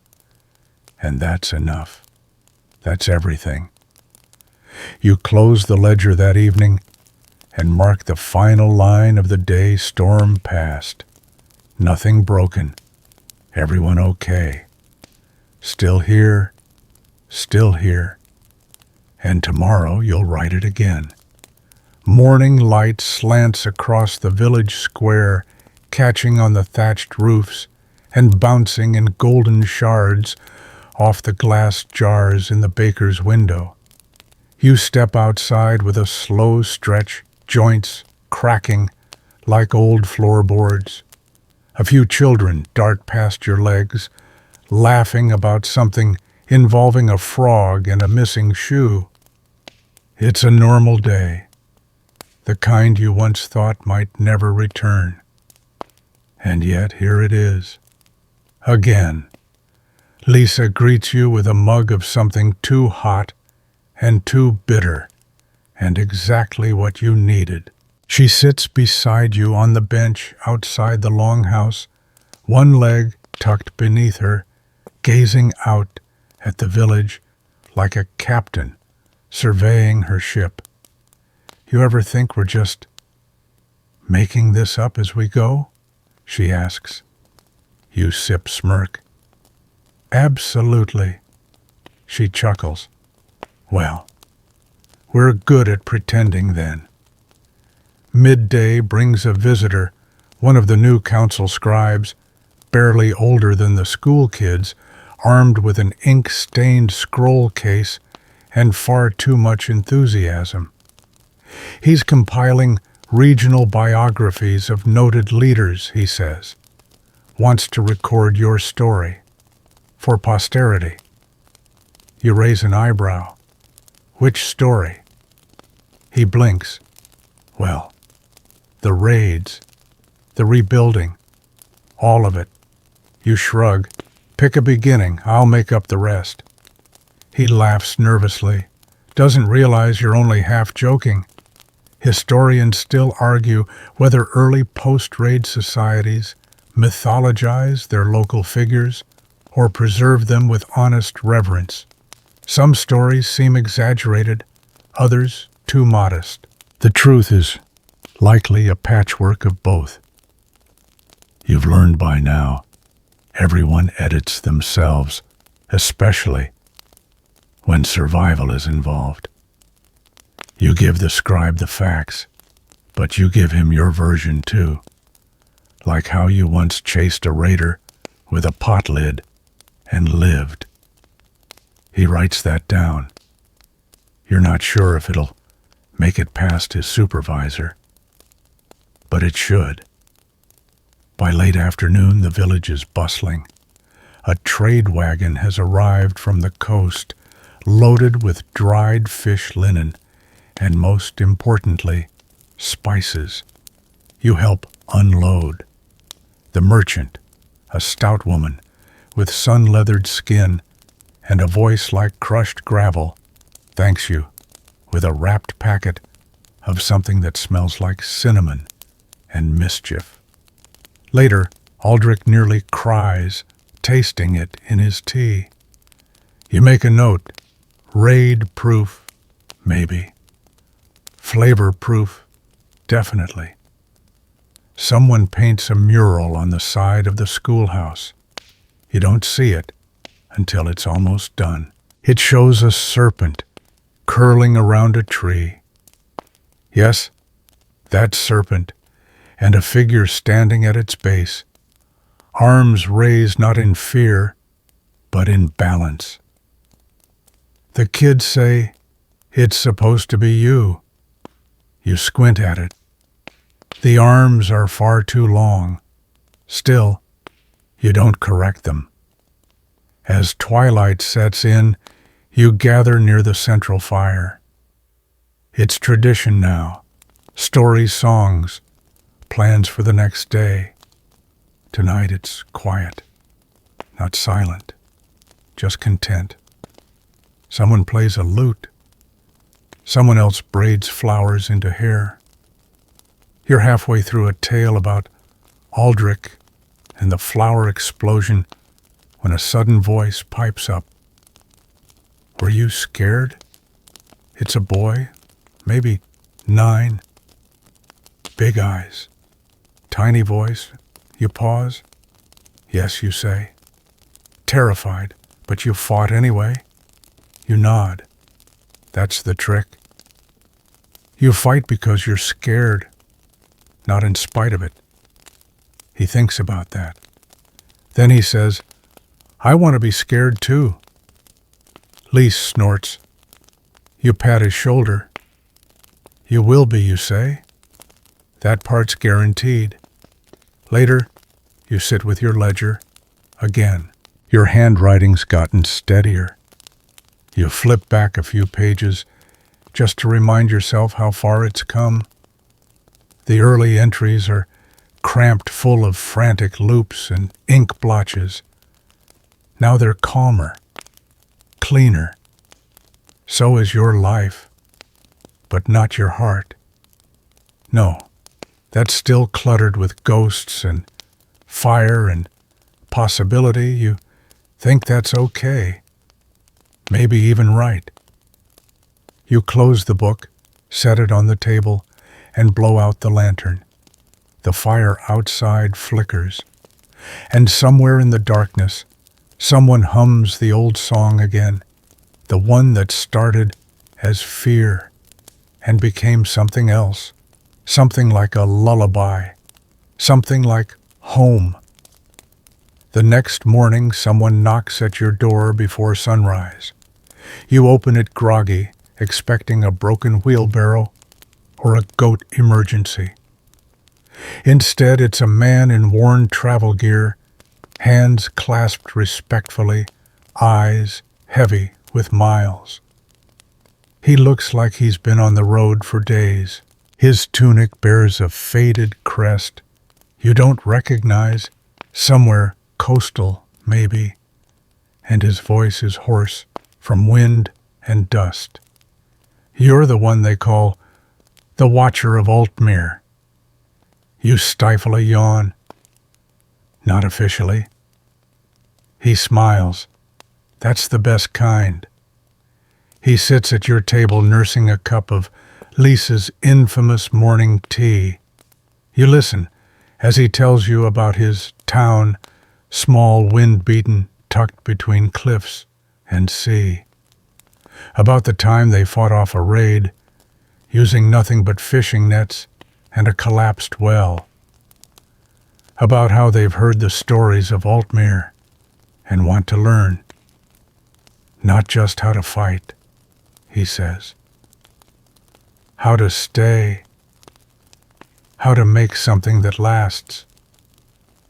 You don't answer right away, because part of you still wonders if you know.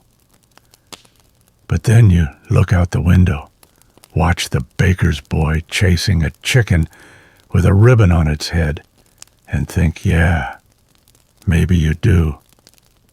So you walk him around, show him the walls rebuilt twice. The schoolhouse still smells like chalk and spilled cider. The forge, where Aldrich somehow manages to make both horseshoes and wind chimes. You tell him what worked, what didn't, what no one talks about but probably should. He writes it all down. Historians still debate whether early survivor villages intentionally shared defense and reconstruction methods, or if it happened organically through travelers and trade. Either way, Altmere becomes part of that slow web of knowledge. Not a fortress, not a legend. Just a place that figured some things out and chose to share. That's how it spreads.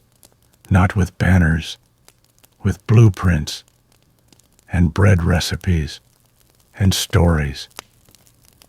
By the time your visitor leaves, he carries more than notes.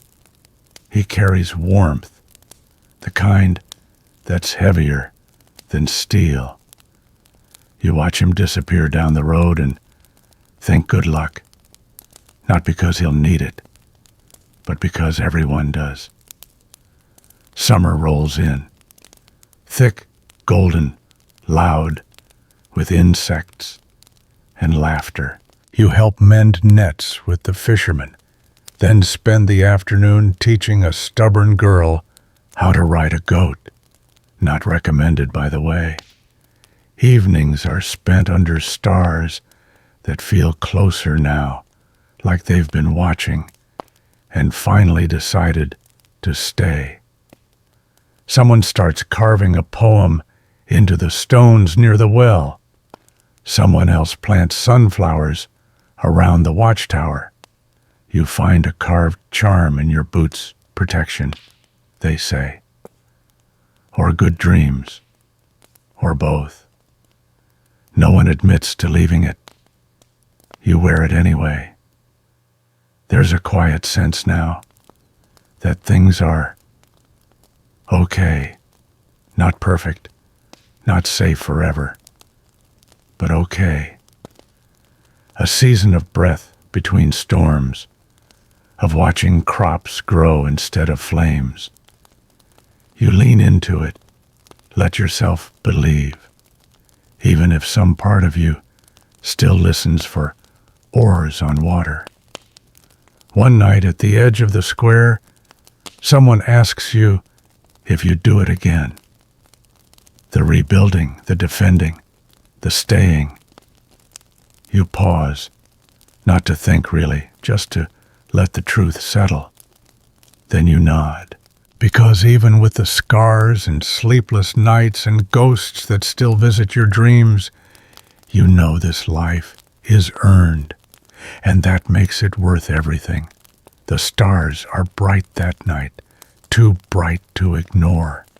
So you walk beyond the village, past the old scorched field, past the rocks where the raiders first landed. It's just grass now, no blood, no fire, just wind and moonlight. You sit, let the silence speak. It says nothing, it says everything. Back home you write one last line before bed. We are no longer what happened to us. We are what we chose next. And that's the kind of story that survives. You don't hear the knock this time. It's Lise who opens the door and lets the wind in. She squints toward the visitor exchanges quiet words at the threshold. You stir from your chair, joints, stiff book still open in your lap. It's another traveler. But this one is different. He's younger, maybe 20, with the kind of smile that hasn't yet learned how heavy the world can be. His clothes are mismatched, part soldier, part student, and he carries no weapon, just a pack, a walking stick, and a woven token tucked behind one ear. "I was told you know stories," he says. Lisa raises an eyebrow. "We know a few." He gestures toward the fire. "Can I stay the night?" You nod. Of course. Because someone always does. Later, as the embers glow low and sleep settles like dust over the room, the young man speaks again. "They say the old times are coming back." You don't flinch. But something shifts behind your ribs. He continues, not war necessarily, just movement. Big changes. People choosing sides again. You exhale slowly. The kind of breath that feels like it's leaving with a piece of you. They always say that you murmur. He nods. But I wanted to hear it from someone who's seen it. So you tell him. Not everything. Just enough. You speak of fire and frost, of names forgotten and nights survived, of mistakes and mercy, of things that can't be rebuilt, but still deserve remembering. He listens, like he's starving, and when he finally falls asleep on the rug, by the hearth, you sit beside the last flicker of flame and whisper your favorite line, just to yourself, not brave, just breathing. Historians still argue whether figures like you became legends or simply disappeared into the turning world. Some scrolls suggest quiet endings, others hint at heroics. But most agree on one point. When the next storm came, there was always someone who already knew the shape of survival and helped others stand in it. Maybe that's you, maybe not. But someone will remember you, even if only as a voice around a fire telling stories that mattered. The next morning, the traveler is gone, left behind a note. 3 words, charcoal on birch bark. Still here. Thanks. You smile. Fold it. Tuck it into your ledger. No need to write anything else today. You've already said enough. Wind down. 300 words. The light softens. The village fades. And as your thoughts begin to drift, the world outside slows its spinning just a little. There are no more oars in the water, no horns in the distance, only the hush of trees swaying beyond your window and the gentle creak of old beams holding firm through another quiet night. You've done enough. You've held the line, rebuilt. The walls told the stories that deserve to be carried forward. And now all that remains is stillness, earned peaceful and complete. Let yourself rest in it, in the safety of repetition, the comfort of silence, the warmth of a world that didn't forget you. Somewhere far off a lute begins a sleepy tune, soft off key but full of heart. And you find yourself humming along just under your breath, the way you did as a child before the world grew so loud. You are not alone in this quiet. Someone somewhere is listening with you. Their fan hums gently in the corner. Their lights are low. They've taken this journey with you. And now together you both arrive at the same still place where breath slows and nothing is urgent, and the past, for all its weight, gently tucks itself in. Good night, watcher of Altmere. Good night, you.